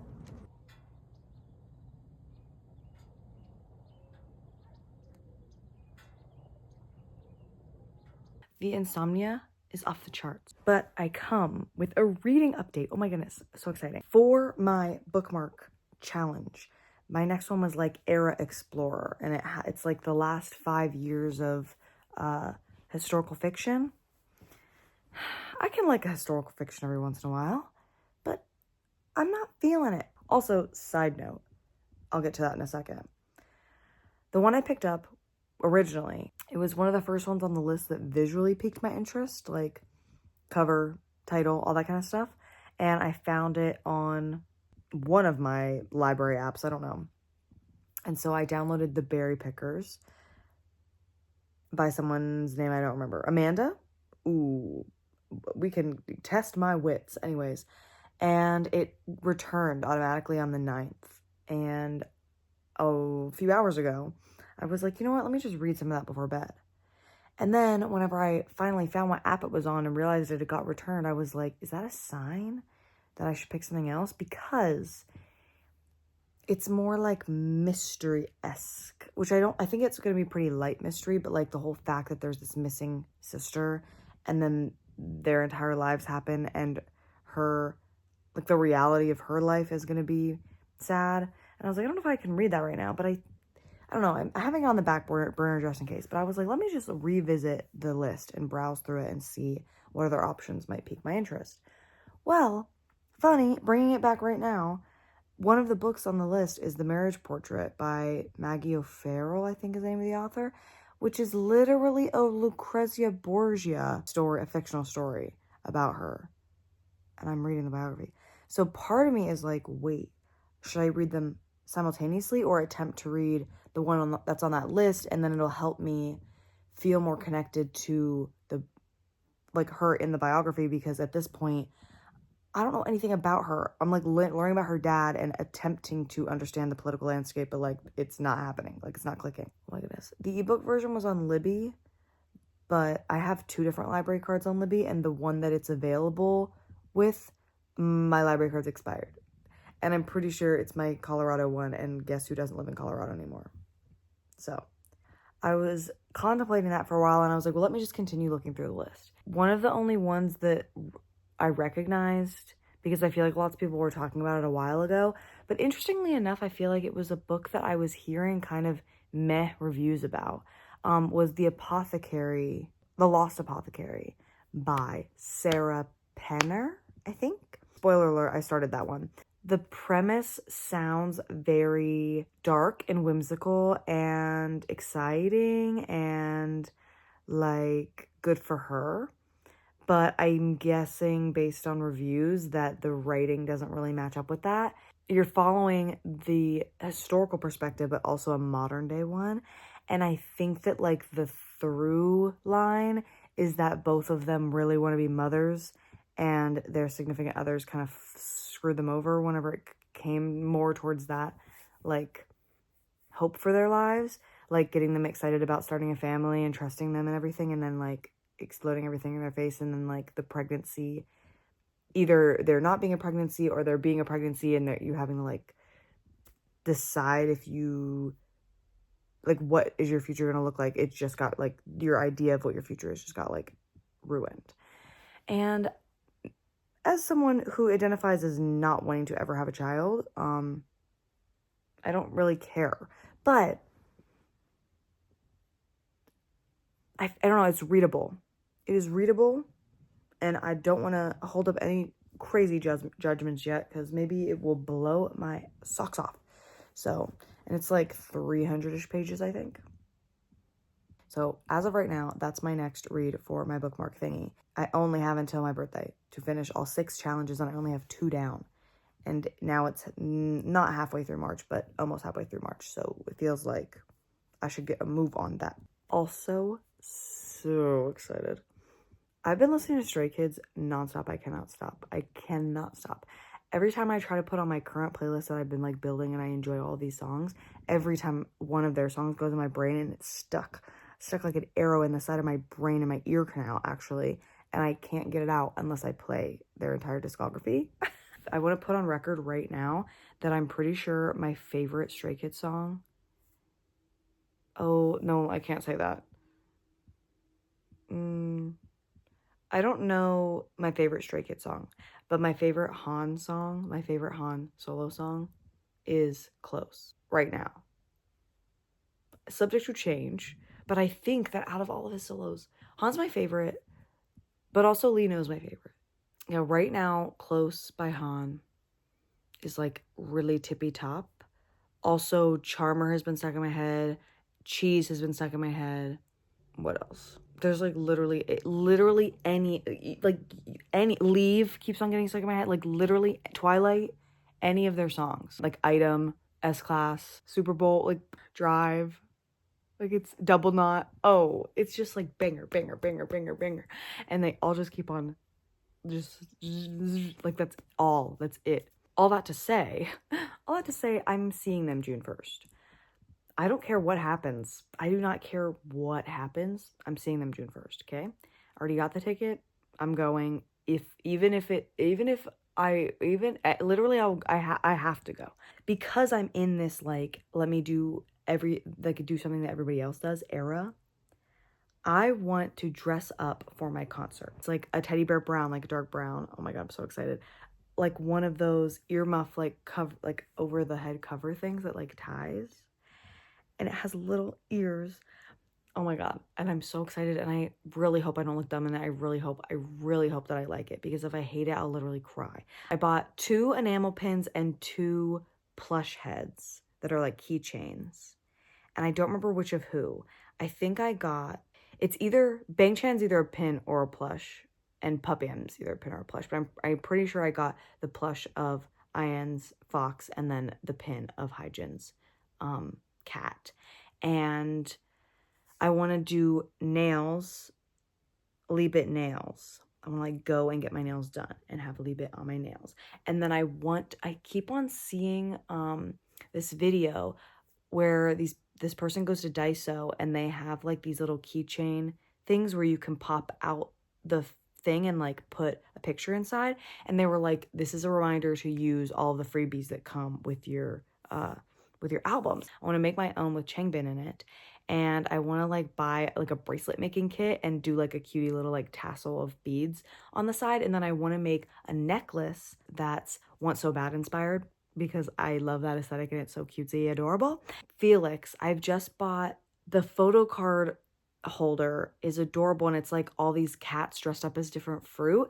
And then she also had a mystery bag that has a keychain or like a little clip of one of those, like it's a mystery one of like a cat dressed up as a fruit and they match. And so I'll hook those together and then I want to put Felix because I have that secondary Felix photo card. I want to put that one where he's going like this in that, and it's yellow and that reminds me of Bokari. Is that how you say the chicken's name? But I'm worried that once I get the little bear ear things, it's not gonna give quokka. And so I feel like I'm gonna have to like buy something else, but I also think that that'll be cute anyways. So I don't know. I want to look like really fun and cute and kind of want to give the last fan meeting that they did, their outfits were all so cute. Oh my God. But I have to take into account that it's going to be the dead of summer and it's going to be horribly hot and disgusting. So I feel like a little crocheted thing would be better than a hat anyways. And then I can do my hair however that best looks. I don't know, but I'm so excited because I love buying things and I haven't bought things in a long time, especially online, especially from like independent creator sellers on Instagram and whatever, not Instagram, on Etsy or whatever. All I think about all day long is going to a concert. Did I do it? Did I update? Did I do what I wanted to do? All you need to know is that I'm starting The Lost Apothecary, okay? And I'll tell you if it's good.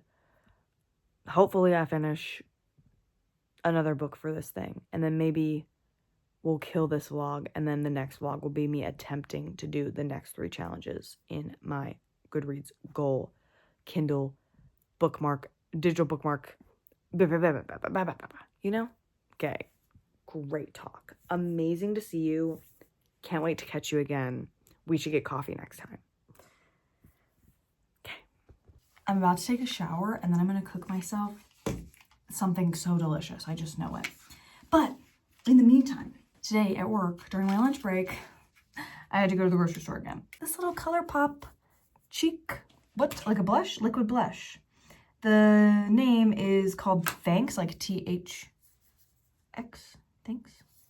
And I just wanted to try it before I took a shower.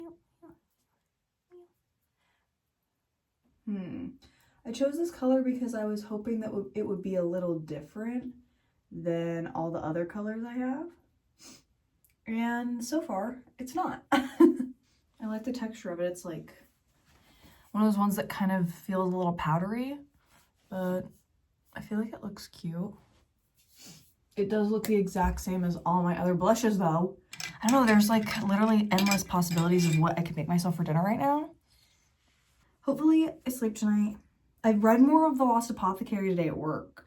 I finished chapter 3 and I can say I 100% enjoy the chapter set in the past way more than the modern day one because that character's voice is annoying, but I understand why she's, you know, kind of going through it, but I want to read more of that tonight. I just kind of look like, no, actually it is kind of cute, but it is the same exact shade as all my other shit. Maybe I just know what I like. Okay, talk to you later.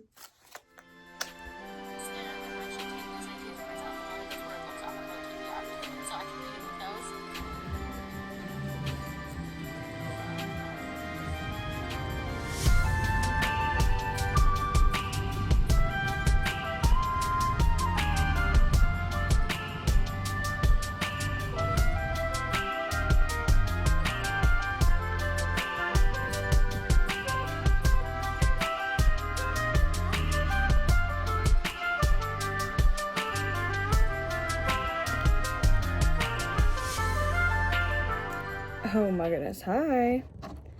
You are saddled up next to Bomgu right now and my copy of Death of the OG. I have a little package. I think like a week or so ago I got an email from Etsy and I was feeling bored and so I browsed and I found this cutie little shop that's local called Swag World. And then there's a cutie little sticker.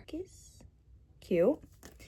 And then what I got, yeah, I'm so excited. Oh my God. Okay, wait, I need to get Felix out. This is where Felix is gonna live now. Okay, everybody? A magic binder. Oh my God, I'm so excited.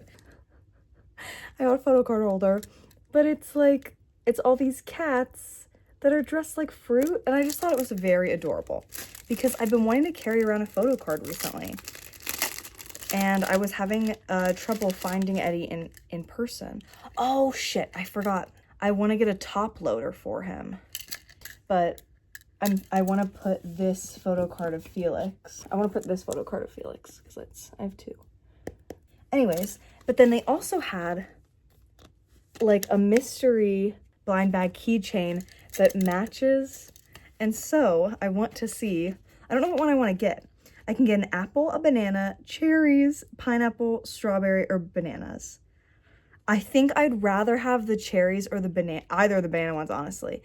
But I think that a strawberry one would be cute for Felix. Because isn't he a strawberry? Didn't someone say that at some point? I don't know. Okay, the little top is green. Oh my God, I got the strawberry one. Wait, that's so cute. I'm making chain bend sound because I don't know why I'm filming. I feel like I wanted to talk. Oh, you know what? I know what I can talk about. The Lost Apothecary, because the character voice is like ultra bugging me. And also I realized I've not brought up the fact that it's in first person. It's written in first person, which I feel like works sometimes because sometimes you read first person and you're like, wow, I love this book.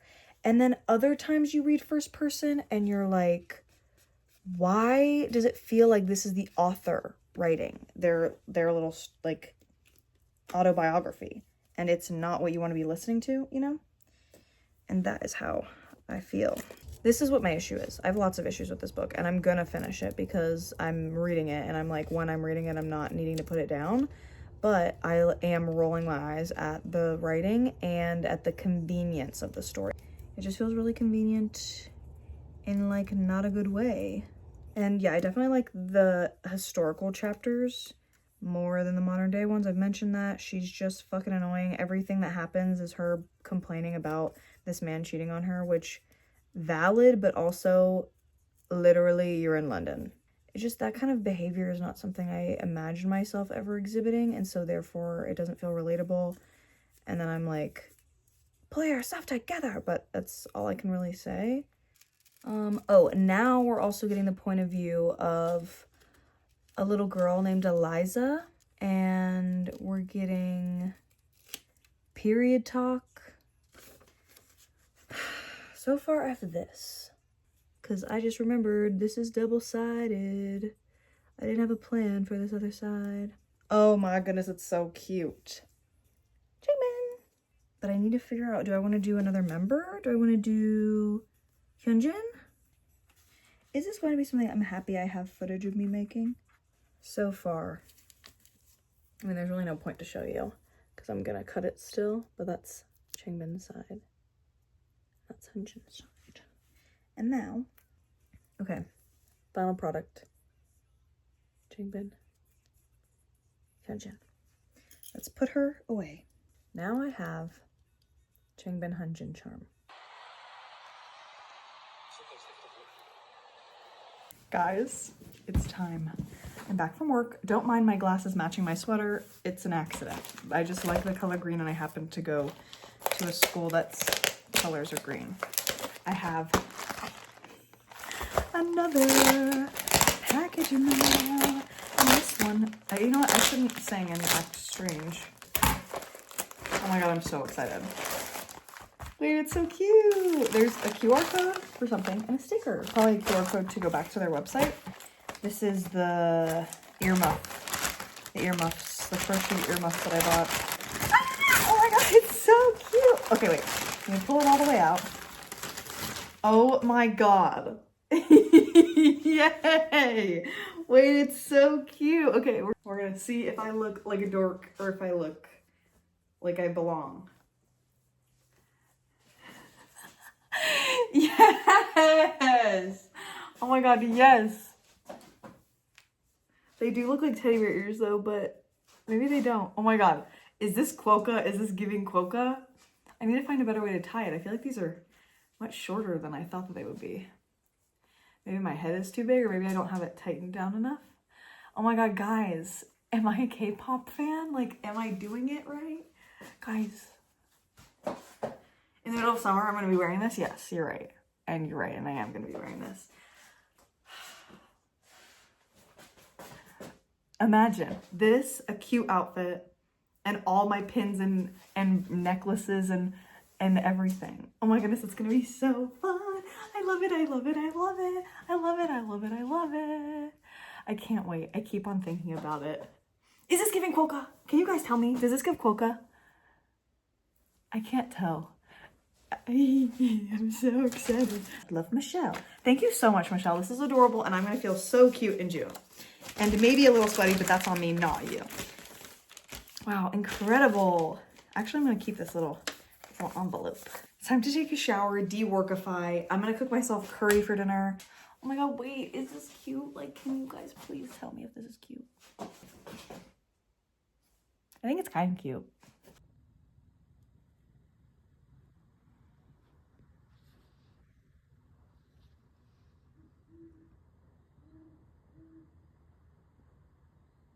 Well, everyone, I failed, okay?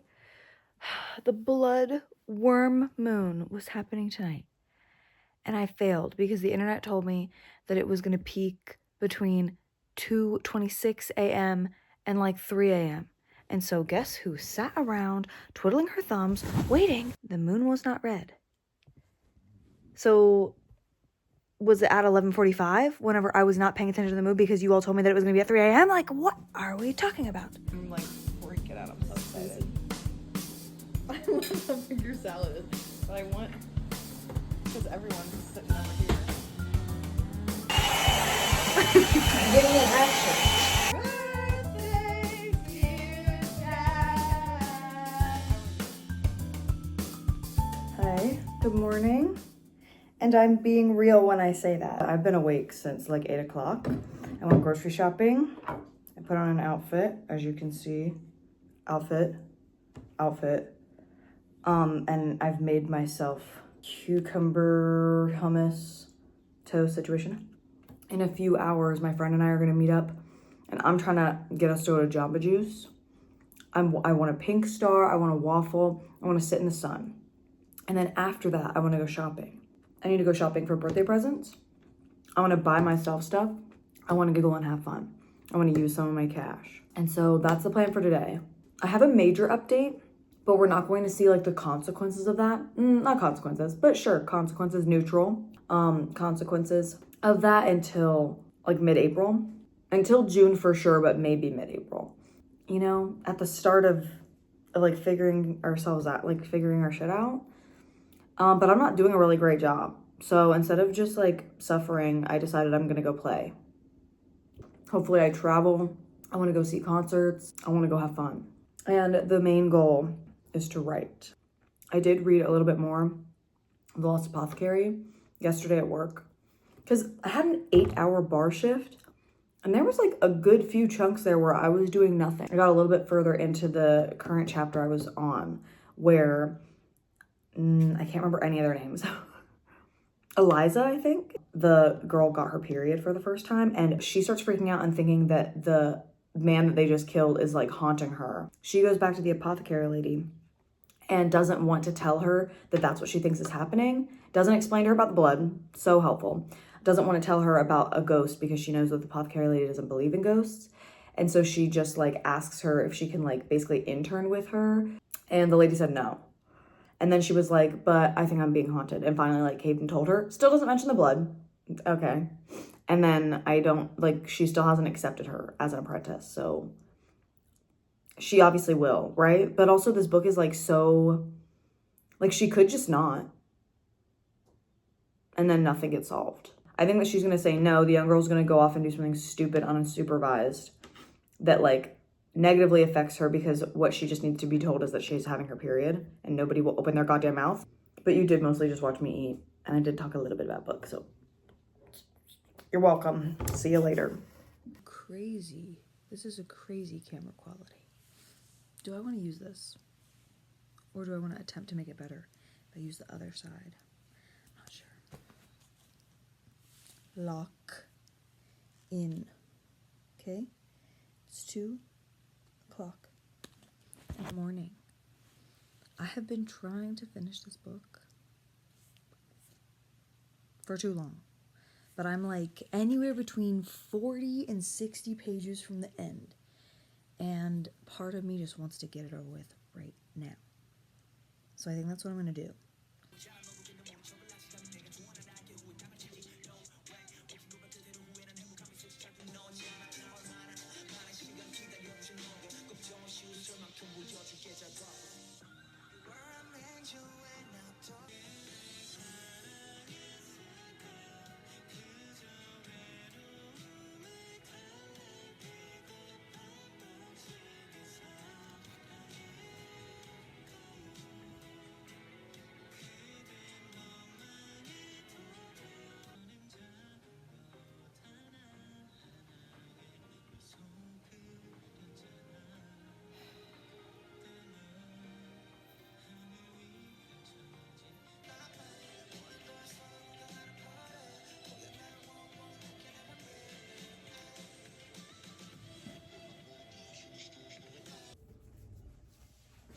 It's been a long time since I've talked to y'all. This vlog is already so long.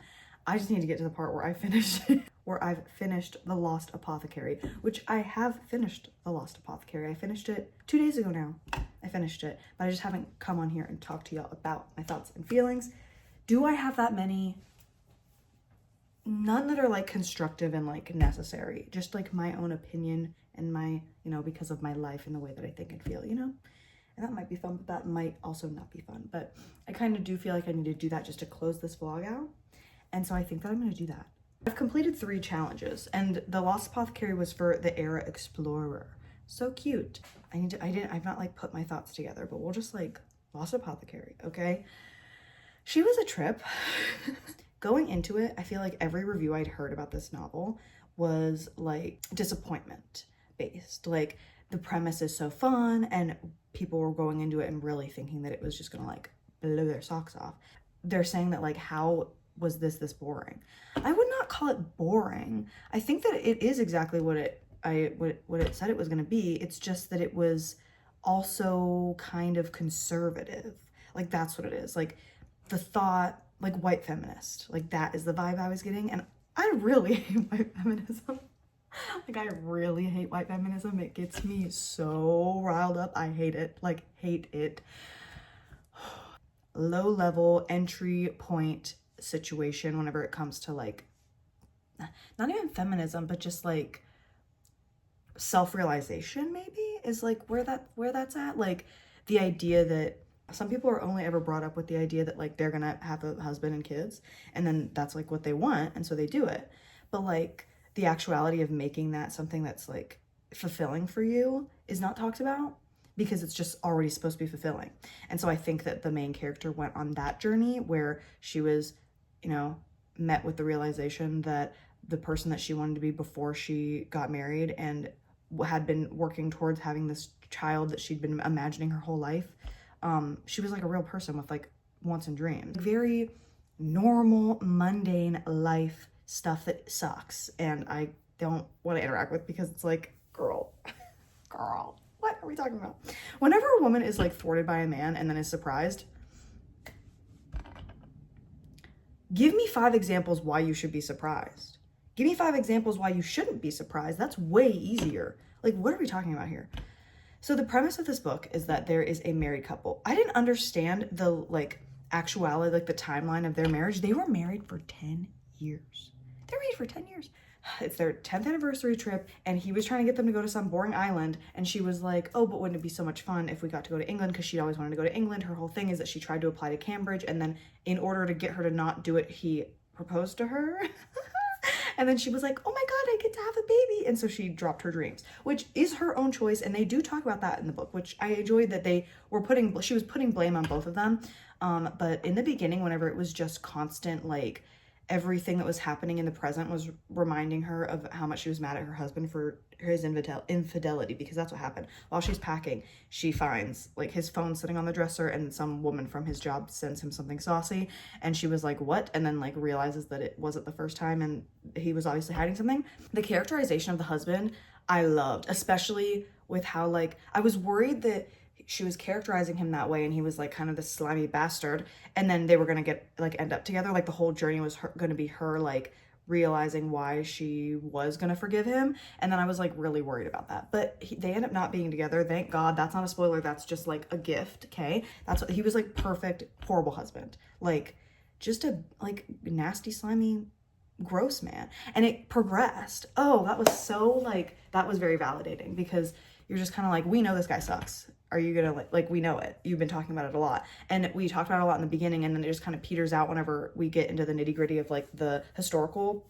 plot line that she's discovering. And it is so like coincidental, so just like easy, so falls into her lap, which they play, it was meant to be for her to find type of a angle, which sure, because she happened to find the vial out of like all the different things that she could find, so that makes like that, okay, that's cute. But then it just like every step of the way she just like stumbles upon the answers. They are just like a visual aid for the reader to like figure out the mystery, and they aren't figuring out. It's just like they're watching what's going on or they're coming across what's going on and it's like aha, and that's all they have to say about it. Like there's no like, their personality isn't enough for the story. I think that's genre-wise too, like it's not supposed to be.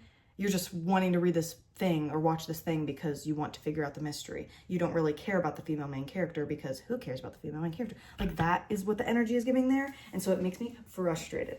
But anyways, it was still fun. I really like dual timeline stuff, and it did a good job at, whenever I was bored in one universe, bringing me over to the other one and making it a little bit more interesting, and so that I was like wanting to keep reading. Women, sticking up for women thing was kind of like a thorough through, but it was interesting because in the historical timeline, it was very clear why Nella, the apothecary, was so like invested in like helping these women and only women and against men, and because of her own past, which was also annoying to listen to because it's like, once again, thwarted by a man. Why are you surprised? And like a little bit back then, it's like, okay, maybe we can give her some, but no. There are so many decades, centuries of proof and evidence on why not to trust a man. And then guess what you did? You trusted a man. And then whenever he did something literally evil, horrible to you, you were surprised. But I love that she instead took action into her own hands. Like, that is fun. And I think that was something that everyone was like hooking on to. I think that readers that were excited about this were expecting it to be more like vengeance quest, like revenge, murderous, like that kind of thing. And it really wasn't that. It was just really sad, because that is the reality of both of their situations. Just like, damn, you put all this time and effort and energy and love and expectation into someone, and you really trust them, and then they screw you over. Like, yeah, obviously that sucks. As a queer person and a queer reader, in the modern timeline, whenever she meets Gaynor and they like kind of immediately hit it off and they continue conversation, and every time they talk, it's just very like, I don't know, kind of hopeful for the future. I was getting queer vibes from that. But is that me just reading into everything? I think so, because it also could have just been female friendship, but I feel like the passion of their like interest was at the center of it in a way that made it read more queer to me. I really don't know. But I really thought at the end of this book, whenever I read the author's note, she was going to be in a queer relationship. To my knowledge, she said, "And my husband. Oh, this wouldn't have worked without Lola." And I was like, really? You just wrote a book about how men suck, and you're married to one? Like, that's the white feminism. Like, you can sit there all day long and talk about how men do horrible things and yada, yada, yada, and yet you let one lay in bed next to you. That, like, that could never be me. That literally could never be me, okay? So, like I said, it was interesting. I really liked Eliza's character, but she frustrated me but also it's like, that was so real for the time period of like, nobody just saying what needs to be said because of like, I don't know, purity's sake or whatever. Like, they couldn't just say like, "Oh, hun, you're getting your period." Like, that would have literally fixed half of what happened in the book. And I'm so glad, because I was really worried after like we kept on not being shown the answer to that, like her realizing that or being taught that it was just never gonna happen and she was gonna do something horrible and irreversible, which those themes kind of popped up a little bit, but not in as a dramatic way as I expected it to happen, with the setup of like her really believing in magic and not understanding what was wrong with her and thinking that this man was like haunting her from beyond the grave. But whenever she finally was like, "Hey, way earlier, remember whenever you said that really, like, that really one-off, like, thing that it's strange in this moment, I remember it, but, like, I didn't ask you about it then. Like, what did you mean then?" And then Nella has to be like, "Oh yeah, your period." Which she doesn't say. She just kind of, like, re-says the same thing that the other lady said to her that doesn't mean anything. And so she was like, "Wait, so that's normal?" "Yeah, queen, it is. So sorry to let you know." But at least Nella was like, "Wait, they never told you that?" So that was nice. But of course the apothecary lady would think that, like, other people would talk about that kind of stuff. I don't know. But yeah, that's the end. That is the end of this, because I've read 2 books, I think. What all did I read in this? In this vlog, I read something way earlier. The Art Thief. Holy shit, it's been that long.